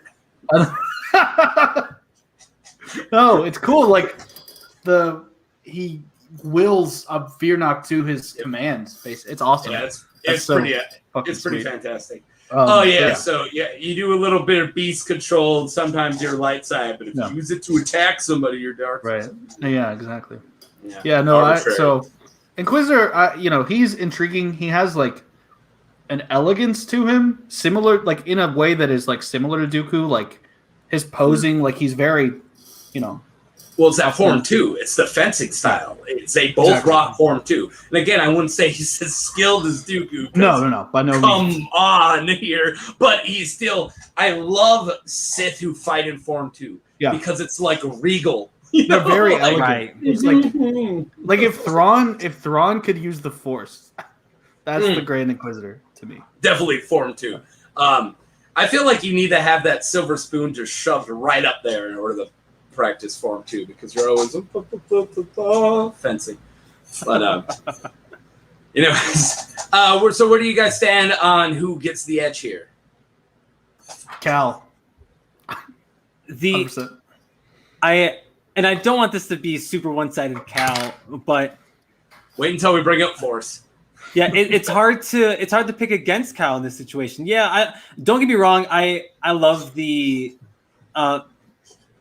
Yeah, it's Cal. Yeah, it's Cal. Yeah. So I really wanted to do this matchup specifically because they're around in the same time, and it always feels like a roll of the dice of which Inquisitor got sent to find him to begin with. Like why was it Second Sister? It could have been the Grand Inquisitor. And this match could have happened. Why not? It was probably like whoever was the closest drive to that planet was the Inquisitor that had to deal with it. Right. And that's why I really find this match interesting. But Cal has his number when it comes to his unorthodox lightsaber style. You can't study Cal unless you look at him. Yeah, exactly. He studied all 7 forms. Cal ain't fighting with one of them. Yeah. All right, not quite like that. There's actual footage of Cal versus the Grand Inquisitor. Yeah, I love that so much. But no, like you can't account for Cal's style unless you've seen it, and obviously not too many people have. So I mean, Grand Inquisitor has faced somebody like Cal before, but he's not Cal at the same time. And that's it. It's a lot of, like I said, his biggest weapon is his knowledge, and he doesn't have it. He doesn't have the knowledge for that. Yeah, that's why he can just school Kanan all day on when Kanan's using his Form 3, using what he was trained in, because he's like, oh, okay, you're using crappy Form 3, watch me freaking school you. But the second Kanan goes, you know what? I'm going to use a lightsaber that is also a blaster, and I'm going to use 2 lightsabers at the same time. I'm going to shoot at you, keep you off guard, and then attack you with 2. Is the only time Kanan gets that edge over him. And Cal's whipping that out at the start. Cal has his number. That's true. So I definitely say Cal here. Yeah, I don't confidence. like that. I don't like that we're given a. I don't like that we're making a favor, but we have to go with the facts, right? Unless Evan cries, we go with the facts. Right. Yeah. And no, it's my emotions also lean toward Cal anyway, so it's great. If Evan starts crying, I'm probably gonna cry because Evan's crying. I'm not gonna cry unless I start talking about like Luke and Kylo Ren or something. Like there we go. No, I'm not gonna cry unless we're talking like deep character stuff. And I've already gotten as deep as I'm going to go in this one, but there's Star Wars is emotional. We want to get into force powers? Yeah, go for Let's it. do it, baby. All right. Final round. You're doing really well, by the way. You're pacing Thank this you. out very well. Thank you. It's easy when these characters have this much. Yeah, it's true. That is true. Our next versus video is going to be Plo Koon versus somebody. Evan hasn't chose out of the 4 people I've sent them yet. True. And when he finally does, you think I'm going to cover Plo Koon in a paragraph? Are you think Plo Koon's lightsaber form is going to be covered in a paragraph? Right. All right. Anyways. Foolishly, yes. Yeah. All right. Bring it on. All right. So Cal Kestis' force powers. So again, being shaped by survival is Cal's whole thing. So a lot of his force powers are all utilitarian. It isn't like he is the opposite of your old school Sith or even a lot of your old school Jedi. He is not an academic. He doesn't train this level of force because he's interested in it. No, he finds out which ones work in battle and he uses them. And that's Cal Kestis. So he has a very useful set of skills. So think more tactical. Is that a word? Tactical more than powerful. So he's got really strong telekinesis. He can push and pull groups of lightsabers. Wow, groups of stormtroopers at once. He also hurled the giant Night Sister, broke through her force wall and threw her through a bunch of trees. So that's not easy to toss a. How do you pronounce it? Duwutin? Dewutin is the Dewutin. That's how it's Dewutin. It's not easy to throw Dewutin through a bunch of. I want to Dewutin. purposely call Kashyyyk something. Kashyyyk trees. I just want to say. Well, how do you say it? How do you pronounce it? How do you? None of your pronounce business, man. How do you pronounce your mom? Back Your off. mom. That's how. Yeah. How do you was pronounce easy. Kashyyyk? I usually say Kashyyyk. Okay. Yeah. Okay. Yeah. I say Kashyyyk to piss people off. Kashyyyk is like the book nerd one. That's like the book nerd Star Wars term that people use. I don't know. We covered on the The last more you show know. that the guest we had, amazing nerf herder, used to call Corsicant to the Yeah, point that I thought it was true. 2 separate planets for a long time. Corsicant? Corsicant. Yes. Oh, there. Kashyyyk. Yeah. Kashyyyk. There he is. Amazing. Just like that. That's what we're talking about. Amazing. Y'all know where Kashyyyk was first named? Yes. The holiday special. Word! I just watched that on this past Christmas. That's I'm correct. sorry about your fast. Oh, Love do you it. mean the new one? No, the old one. the Okay, OG. the old- Yeah. Okay. I didn't well, hate I'm it. sorry you Didn't hate sat it. through that. It's garbage. No, I didn't hate it. It's fun and weird, and It's It's fun. super weird. but it's so Like, fun. I love If it. you have an entire scene plus laugh tracks of an alien language, put in some subtitles. Yo, yeah. I mean, I love the, and I don't want to make this a whole holiday special thing. The Karelian dialect. That's what he No. said. Corsicant's the Karelian dialect. Oh, and I apologize. That's my bad. That's my bad. He's But no, not holiday cool special enough. didn't hate it. I know Amazing very well, and he's not cool enough to be from Karelia. Trust me. All right. Anyways, where are we? Force powers. So yeah, he tossed the Night Sister through a bunch of trees, breaking her force guard. And again, you can go with mechanics, but if you're trying to use like force pushes and pulls when you're just like fighting her, it ain't gonna work on her. And that's because she has her force wall up. But he then gets the power out of nowhere to just, and that's how badass he is. All right. So he also had a lot of fine manipulation, being able to throw his lightsaber even when it was double-bladed, spinning it, and like a frisbee. Also, a talent in force stasis. Now, force stasis will only get brought up if we talk about like 3 people, and now it's getting brought up our second time during our second versus video because Kylo Ren is the master of force stasis, which is really weird because it's such a random thing. But when thank you, shirtless Kylo. But when he stops the blaster bolt so he can get done talking to Blood Raven before he kills him, that's a Song of Ice and Fire reference. Evan, it's a Game of Thrones. It's something else. I know it's Song of Ice and Fires. I don't watch it. Okay, well, Lord Santeca, also known as Max von Sydow, played the three-eyed raven, also known as Blood Raven, also known as Brendan Rivers. Thank you And very Father, much. what's his face in The Exorcist? He's Yeah. he's the titular exorcist. Yeah. He also plays the bad guy in Strange Brew, who is also starring the guy who played Gold Leader, Angus McInnes. McInnes. Or Mackinnis. I always say McInnes. So Scottish. Anyways, his name was Brewmeister Smith. Love it. Anyways, he wore fake teeth in that movie. Anyways, so that's Force Stasis, so he can kill Lord Santeca. He's able to stop that blaster bolt. So that's to the nth degree. Kestis can't stop a blaster bolt in order to kill an old man, but he can slow entire groups of stormtroopers that are coming at him. He can just go boom, and they all can just get affected by his force and slow down. That is one of the most useful skills ever to pick up with the Force, which I do consider Force Stasis an offshoot of telekinesis, and it just shows you how good he is at TK. Like he's a TK guy. So he can also slow down blaster bolts, again, not stop them. So much like Kylo or even Darth Malak in the Knights of the Old Republic game was really good at Force Stasis, so he could just like shut down your character so he can have a monologue. That was, yeah, so he's not quite as strong as Kylo and Malak. They're kind of like the main guys of that, but he's still really good at that skill. It's a really cool skill. He can also use the very rare technique, psychometry, also known as Force Echo. Quinlan Voss can do this too, so he can like hold this and he can be like, "Oh, this beer, Mark drinking." He can learn the memory of objects, which is, again, it's not going to come up in a fight, but it's a really awesome skill. I think Mace Windu could do that as well. Probably. He reads Shatterpoints. Like there's a book called Shatterpoint. Yeah, that's Shatterpoints. Shatterpoints is not Force Echoes.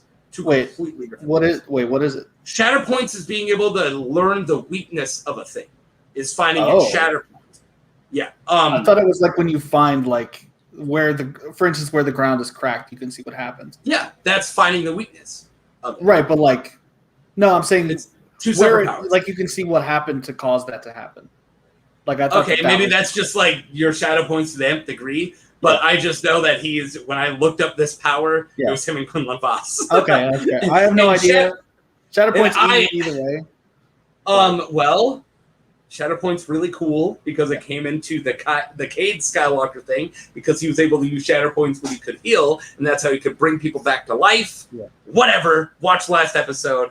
Anyways, Shatterpoint's super cool is what I'm getting at. But we're not talking about that. We're talking about Force Echo. And so he could read the history of objects. So again, it doesn't help in the fight, but it's just a really cool power. He also had really good Force augmentation, being able to dodge, run at super speeds, kind of normal Force augmentation. But still, there he's got that as well. But that's it. That's all of Cal Kestis' Force powers that are notable. I would say that his Force stasis is different than Kylo Ren's.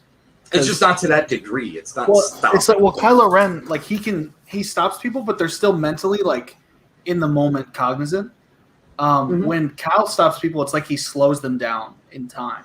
I think he slows them physically. Why? How do we know that those stormtroopers aren't? Damn it! I'm being slowed down. What the hell? Right. Yeah, that's fair.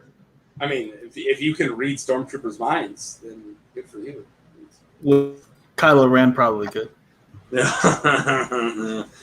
Can we just not talk about Kylo one freaking week? Nope. There's Kylo Ren thousands of characters. You say that and then look right over your right shoulder, man. Look the lightsaber? Yes. That is he copied that from ancient. This isn't a Kylo one. This is an ancient lightsaber. Right. Don't that is Kylo. look at the Right. Yeah. Right. All right, you know what? I didn't even like this. I do it for you, and then you must be. Did that noise come out? I thought you were making fun of me. Like I thought it sounded like I farted, but it was just my sandal. Embrace it and just Embrace it. Evan's No, passing. whatever. by. That Kylo lightsaber is not going to be behind me anymore. That's it. I did it for solidarity, but since I'm mocked for it, yeah, exactly. That's why I was up there. Mine's the cheaper version. Does it even work anymore? Oh my God, Whoa! that hasn't been turned on for years. I have tequila.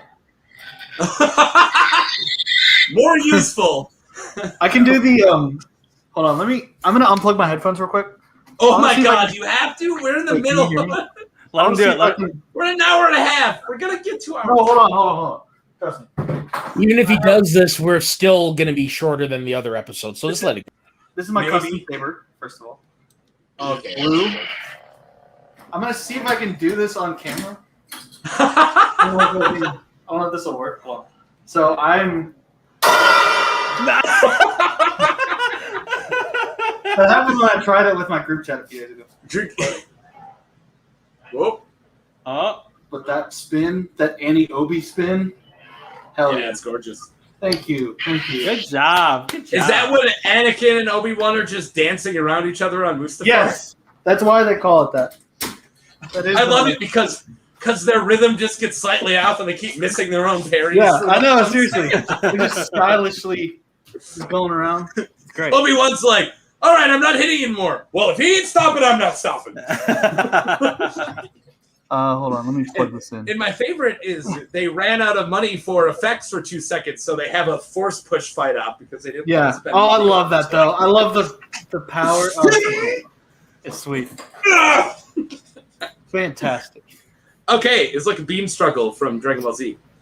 There you go. I need to work Dragon Ball Z into this show as much as possible. He's referenced to literally everything else.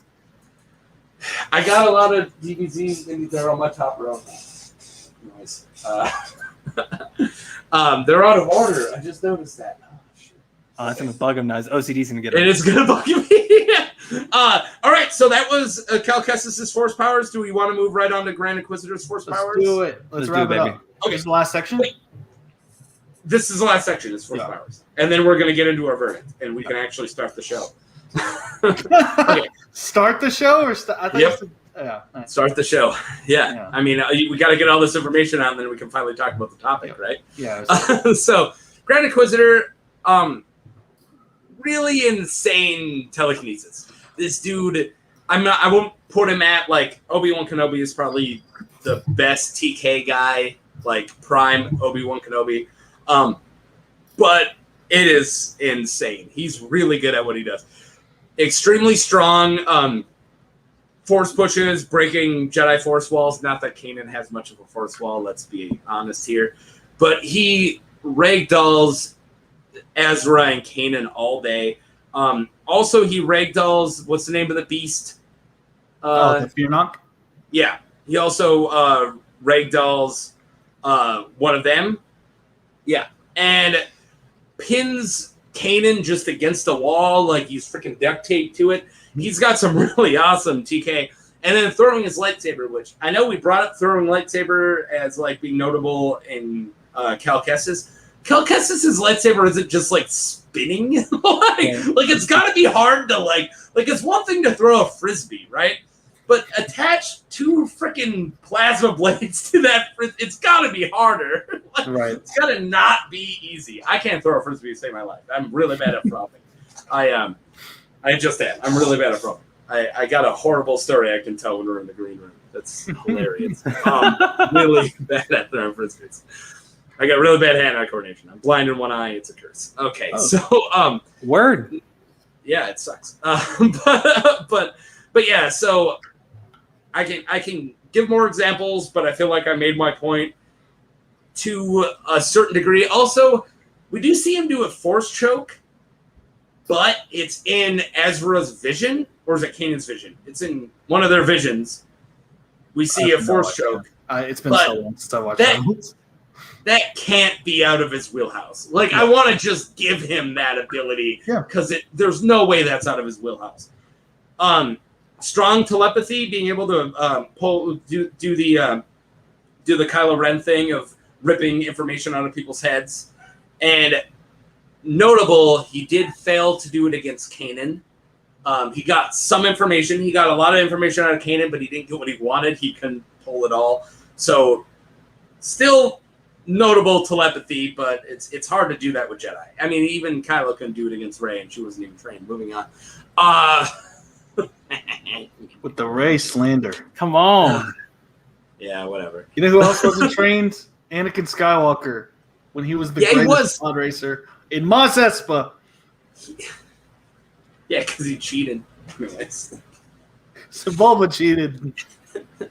I'm gonna go play ball. Keep racing, Annie. That's what you get. Greg Proops was there. Let's not forget that. Yeah, let's not forget. Friend of the show, Greg Proops. One day. Also, you know, the pod racing has two of my favorite alien species. Yeah, that's it. Just the two of my favorite Star Wars alien species. What are you? And none of them will be in next week. And it's the Alina, who later they use in Clone Wars, and they're all like tribal in Clone Wars. But I love Alina. I played at least one Alina character. Yep. And then the four-armed Zextu. Oh yeah. Yeah, Zextu. I've never played a Zextu. Actually, the character the species I played the most is a Lannic. Oh, you know the one Lannic Jedi? Evan Peel. Yeah. I've played 4 Lannics. Wow. And I love them. I love Lannics in my role-playing games. Evan Peel's like the only Lannic in the movies, period, right? Like period. But Fantasy Flight gave them a really cool like backstory. Like if you go off of the Fantasy Flight role-playing guide, they like are from a war-torn planet and they're all about war and they join the rebellion and they don't know how old they don't know the life expectancy because no one makes it. That just sounds so badass to me. Like never get it. We never get old. We die, man. We're Lannics. Like That's great. And they're like they look like just slightly more human Yoda species. Yeah. Yeah. I actually thought when I was a kid, my headcanon was that Evan Peel was a younger Yoda species. Yeah, right. Yeah, that was my headcanon. Yeah, I think people jump to that conclusion, I think, still. I mean, I was 10, so I had a reason to think. So you're a genius. I'm just saying I had a reason to say something dumb is what I meant. Yeah. Not that I was a genius. No, you're a genius. All right, so another example of his telepathy is his use of Dune Mach. So you guys might not know what that means, but I'll give you an example of what it is immediately. When Vader is fighting Luke in Return of the Jedi and he's just probing his mind and fucking with him, that's Dune Mach. Is in the middle of a fight talking. It's almost like a presence attack. It's probing their mind and messing with them. And so you have a twin sister. Well, your feelings betray her too, just like screwing with somebody during your fight. It's almost like taunting, like what Shao Kahn does in Mortal Kombat 3. Oh, you know, another reference, man. Yeah. My God. Love it. Yeah. Sorry, I'm a nerd. I like lore. We all Mortal Kombat's got really cool lore. So, not my favorite games, but one of my favorite universes. So, ironically. Likewise. But yeah, so he uses Dune Mach against Kanan and Ezra. Like, I mean, I already gave an example of it. That like, Form 3, so you must have been trained by Depa Blaba. Oh, but you favor it to a ridiculous degree. Like, he's messing with him. He's trying to break him down and get into his head. That's Dune Mach. And Dune Mach's really cool. I like to contribute that as to, like, causing your opponent to, like, use strain, like, use his brain and mess with him during a fight. It's a really cool ability. And another good example is Count Dooku doing it against both of, like, it doesn't work against Yoda, but he does it with during the Attack of the Clones against both Obi-Wan and Anakin, when he's just like, oh, surely you can do better. Like, he just messes with them. Maybe he says surely you can do better against Yoda. Am I wrong on that? I think he says it to Anakin. Okay. Yeah. I could be wrong. No, I think it's when the lightning gets tossed back at him. I think it is against Yoda. No, it's during the lightsaber duel. It's during. Okay. I think it's But anyway. I think it's during the duel in Episode 3, actually. No. It's not? No, I'll look this up. You keep going. Surely you can do better. Like, it's like a very... What is this Dooku you're doing? This is that was... He says it weird. He's like from New Jersey. He says it like a pirate. He says it weird. He sounds like a pirate. Why is Christopher Lee? He puts up this... Christopher Lee does this weird, like, face after he says... It's to Obi-Wan. I know it's Attack of the Clones. It's Obi-Wan. It's to Obi-Wan. Yeah. Word. because he's even like, oh, Yoda talks about how good you are. Oh, but you're not that good. Like, that's Dumont. So Grand Inquisitor uses that a lot to mess with his opponents. And he also shows a lot of use of Force sense. He can sense the presence of Ezra and Kanan just being in the same vicinity. Again, that's not like a super notable power. It doesn't really help you here. But, he has it, so I'm going to bring it up. And there you go. That's the Force power. So let's talk about why he has this set, and then I'll be done. If you notice, I didn't explain a Sith. Like, he's not a trained Sith. No, he's not. And there is a specific reason for that. Because the rule of two. Darth Bane decided to just destroy the entire Sith Order and come up with a rule of two. Sorry, I'm not a Bane guy. I'm not a rule of two guy. I'm an old school Sith. I want an army of them. But anyways, I don't like Bane. He sucks. But anyways, the rule of two, they didn't. You say that, but he's the only one of those guys who's canon. So what is your beef with canon? Huh? No, Exar Kun is now. Oh, really? Oh well, they named it. Is it the Praetorian Guards, or they gave a bunch of people names after Sith Lords. Oh, interesting. I don't know. In canon. How am I schooling you on canon? It's like a group of guards, and they're all named after Sith Lords, and one of them is Exar Kun. Is it the? I might be way off. Oh wait, no, I think you're right. It's keep y'all give your analysis. I'll look this up. I think you are right. But yeah. So what I'm trying to say is he's more trained as a dark Jedi instead of a Sith because Vader and the Emperor didn't want to be surpassed, and they learned their lesson from Legends, because in Legends, the Grand Inquisitor was Inquisitor Jarek. Inquisitor Jarek would mop the floor with his canon counterpart because he didn't have those stipulations. He was limitations, trained. Yeah, the limitations. He's actually in Legends. He's Jocasta Nu's apprentice is Inquisitor Jarek. I want to use him against against Plo Koon in 2 weeks, but that's up to heaven. But anyways, they learned their lesson from an alternate reality that you do not train your apprentices full on Sith stuff. You just like, here's a little bit of TK, here's a little bit of telepathy, go hunt Jedi's. Right. Oh, sorry, I figured it out. It's the notable legions of the Sith troopers. It is not Exar Kun, it is the Revan Legion. But wasn't one of them? Weren't they all specifically? They're all Sith. Aren't they all individually named? Tanis Legion, Tenebris Legion. Yeah. Phobos, Decius. Yeah. Those are all Legend Sith. Tenebris was Plagueis's, and then what was the other one? Phobos, Decius. I know Darth Decius. I don't know Phobos. Andedu? Andedu? Ndedu, Darth Ndedu. Darth Ndedu is one of my favorites. I used him in a freaking role-playing game. Darth Ndedu is from Praketh. He's one of my favorites. I love Darth Ndedu. This is Pablo Hidalgo bringing this back.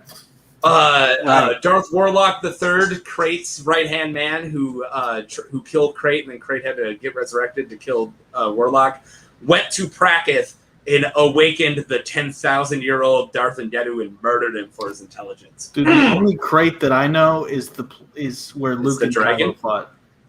Oh, Krait Dragon too, I guess. Yeah. Where Luke and Kylo fought in The Last Jedi. Yeah, that Krait too. Yeah, that's what's up. Okay, well that's it. I'm done reading off my pages. I can even throw them. Let's give rankings. Chris, you go first. In regards to what? Well, between who wins? Just whatever, no, anything. I don't know. Rank something. Who wins on Force? Ryan was the funniest on Who's Line. Ryan Stiles was the funniest person there.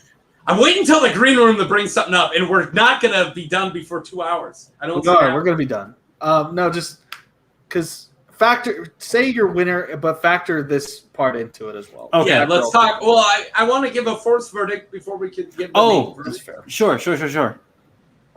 Verdict on. I thought you were gonna go. No. I know mine.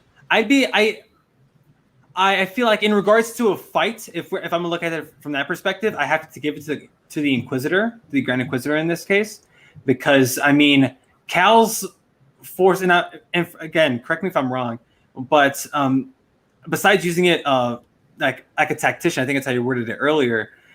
He like the whole trauma and PTSD thing also played a part into why he didn't use it for X amount of years, and until he had to save his one buddy, and that ended up dying. But the Inquisitor, that's how he was taught. Granted, he was a guard of the Jedi Temple, but once he was trained by Vader, and you just rattle off all these different things he can do in combat, and he can also exploit Cal's weaknesses mentally, like that. Granted, that spoiler alert, that may not affect who I think is going to win this whole thing, but in regards to Force, I would side with the Inquisitor. No, I'm glad you brought up Dumak because I actually do think that's the deciding factor. Is I do think Cal has a lot of demons you can fuck with, and I think if Grand Inquisitor can get in there, I mean, he's not bringing a lot to the table that he didn't already fight with Second Sister, but I think Dumak and having more of a force barrier and just stronger with telekinesis, I think gives him the edge. Right, Evan, I'm gonna still say Cal. you're going Queen Sweep on Cal. I think Cal. I mean, I know how much I use the Force to like fuck over opponents in that game, so I'm using my experiential knowledge as well. The Force push is lethal in that game. Like you can use that's how you beat really powerful bosses in the game. I think Cal, his mastery of the Force, while it was limited, he learned really important stuff from a very powerful master. Facts. I mean, I can't argue with it. The funny thing is I can't argue with it. I do think that out of any of the edges, this is the closest one. Yep. Yes, and Cal hasn't even reached his potential yet. There's so much, and hopefully we get to see more of that character outside of the video games. But there's still a lot to be learned for Cal, and especially at such a young age. If he's 17 in the events of the game, Lord knows what he's capable of doing in a decade. Grand Inquisitor is 40 out of 700. He's younger. Right. If we're going by Baby Yoda standards, he's a baby. Sure, but at the same time, Cal wasn't taught by Vader, and with what Cal's learned and being away from a Jedi Order or a Jedi for an extended period of time. Granted, it's only a few years, but that's like a quarter of his life. So I have to side with the Inquisitor in regards to the Force. But overall, if we're going to have that conversation now, I have to Cal. I think I don't want to say handily, but I think Cal can definitely hold his own to the point where his unpredictability and his spontaneity in regards to his fighting style may also play a part into the Inquisitor. Y'all mentioned his fight with Kanan earlier, and I have like that video you mentioned at the top. I don't know who wins out of Kanan and Cal. That's a whole different conversation. But if Kanan can best the Inquisitor, I can't see how Cal can't do the same thing. Especially if we're talking about how close of a what's the word I'm looking for? I will that Chris Wednesday. You're already right, brother. I have awakened my love back here. But how much like he has the edge in everything, maybe besides the Force, but even then, like what Evan was saying, like it's close in that aspect. But Cal's so young and he's so new and he's still awfully green to what this universe can give to him and what he can learn. And I would pick, if I had to put mine on it, I'm picking Cal. And I know where Evan's going because he literally gave every edge to him. But the Inquisitor, no. So did you give your Force thing too? Your Force pick? Me? I did. Okay, you did. Okay, I wasn't. I said Inquisitor by a thin margin. Okay. But what I was going to state is, Force ain't winning this match. That's true. Right. They're not gonna force push each other to death. They're not just going whoa. It's gonna come to lightsaber, and we all know where that's going. Here's the thing with Cal. My pick officially, Cal won because he has the historical. I already think he would win anyway. But he also has the historical backing that he beat 2 Inquisitors. That too. That is not. None of them are grand. Yeah. Okay. Oh, yeah. Well, yeah. But grand. Well, neither is the grand one anymore, right? Touche. Yeah. But anyway, lasted a year. So, Taco, let's get to your pick. What I need from you. I'm going to give you. Think of it like a drum roll situation. I want you to be as dramatic. Say, my pick is. Can I pick you a can. scene? Yeah, you can set the scene. Do whatever you need, but make sure that sentence is in there. All right. In the on Naboo, same place over the it's a reactor core that they fight in Naboo, right? In Duel of Fates. Oh yeah. It's like all right. It's like a generator room or whatever. Yeah. All right. Cool. On the generator on Naboo, you got Grand Inquisitor, Cal Kestis going at each other. It's gonna start off with force pushes. It's gonna maybe even a force choke here and there, but I think it's eventually gonna come down to lightsabering, and Cal's gonna go into it rather conservatively. One lightsaber, kind of checking things out. Right. He's gonna get Dune mocked, and Inquisitor's gonna think he has the upper hand, and out of nowhere, Cal's gonna go, oh, by the way, I have another blade. Oh, and they also do this, and ba. Right. And he's gonna be like, I don't know this lightsaber form. Is this form 8? And I think he's gonna be, he's gonna get tossed in just like Maul, get cut in half, and do the whole arm wavy thing. So you got. I'm going Cal. Whoa! Wait, you got to do the sentence. You got to make it dramatic. You got to verbalize it in a certain way. You got to make it dramatic. You got to say, my choice. And you're a winner. My choice. Cal Kestis. You got to say it. You got to say it. Say my choice is Cal Kestis. See ya. Nobody expects the Spanish Inquisition. He's sleeping with his foot on the That keyboard. was all one big ploy to play that clip one more time. Yes. Is that all it was? I've been messaging Matt the whole show, trying to get him to do it. See, and the craziest part was We've been waiting 1 hour and 2 minutes to do that. What do you want me to do here? Taco. I painted a scene, and you're like, No. What you did, you said, what? Okay, I'm going Cal. And then that was it.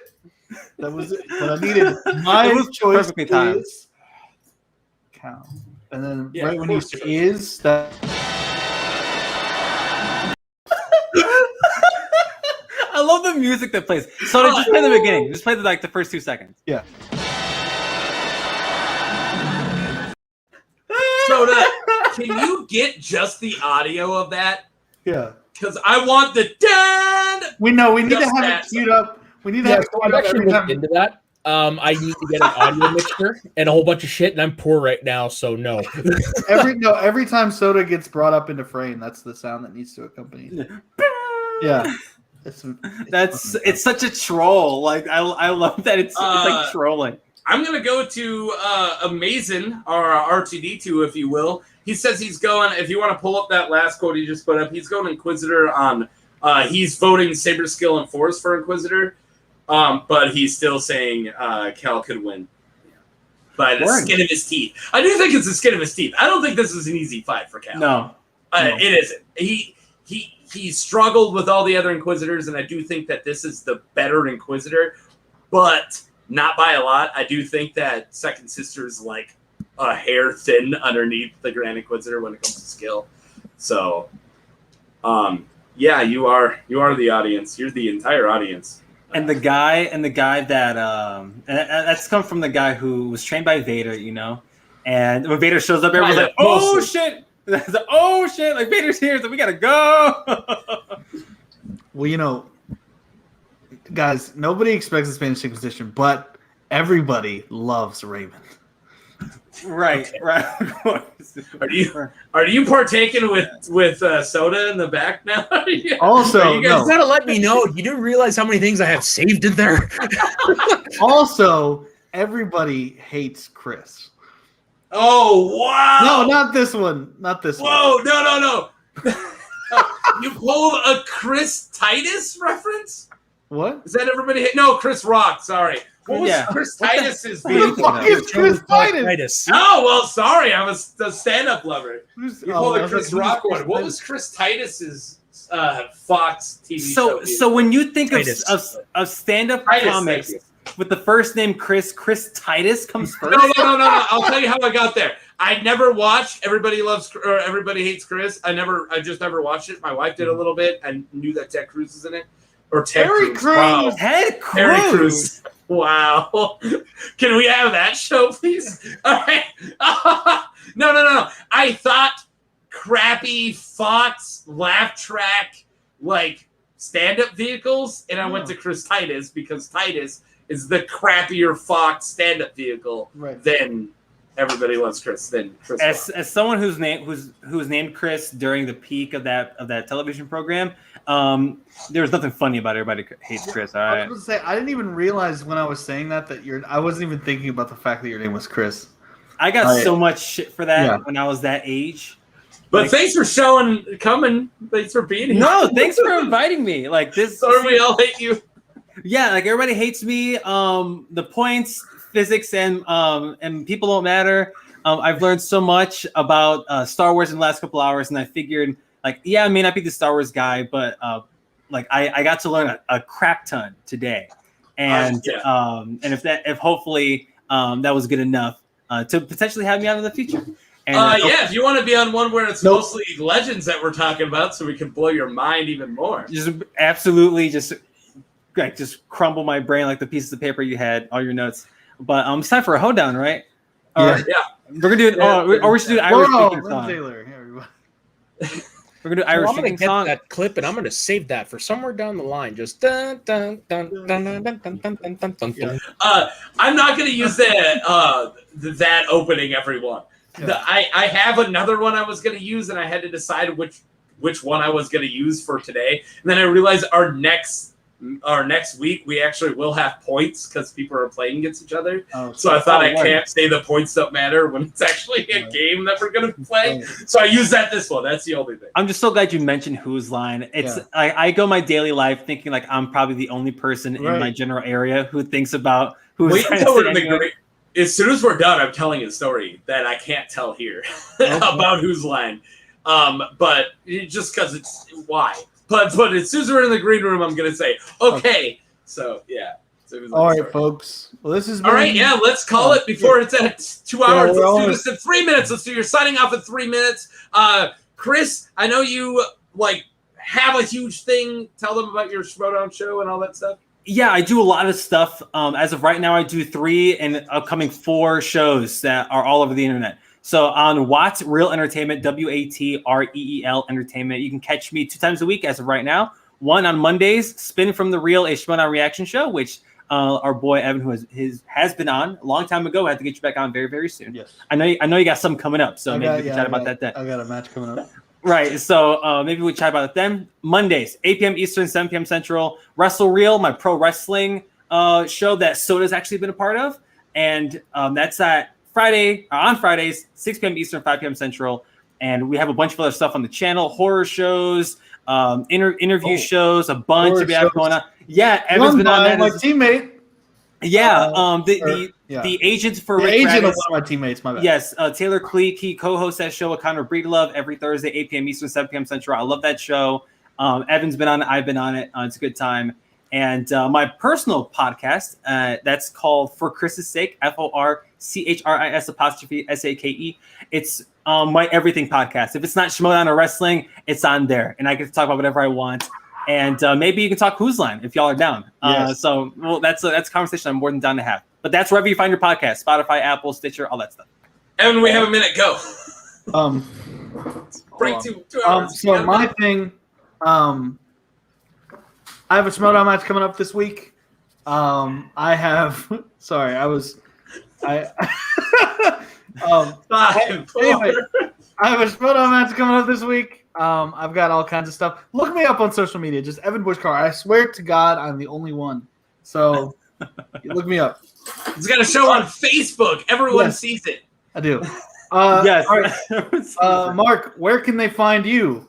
Here doing this on every Saturday, and you can find me on Fridays and maybe some other days on Schmoes of the North. I'm only on Schmoes of the North. I also am a fine artist. You can find my really weird, messed up paintings on Instagram at Mark Taco Face. And we're done. We did it under 2 hours. Talk to you guys later. Thanks for watching. Kestis won. Wait. Nobody expects the Spanish Inquisition.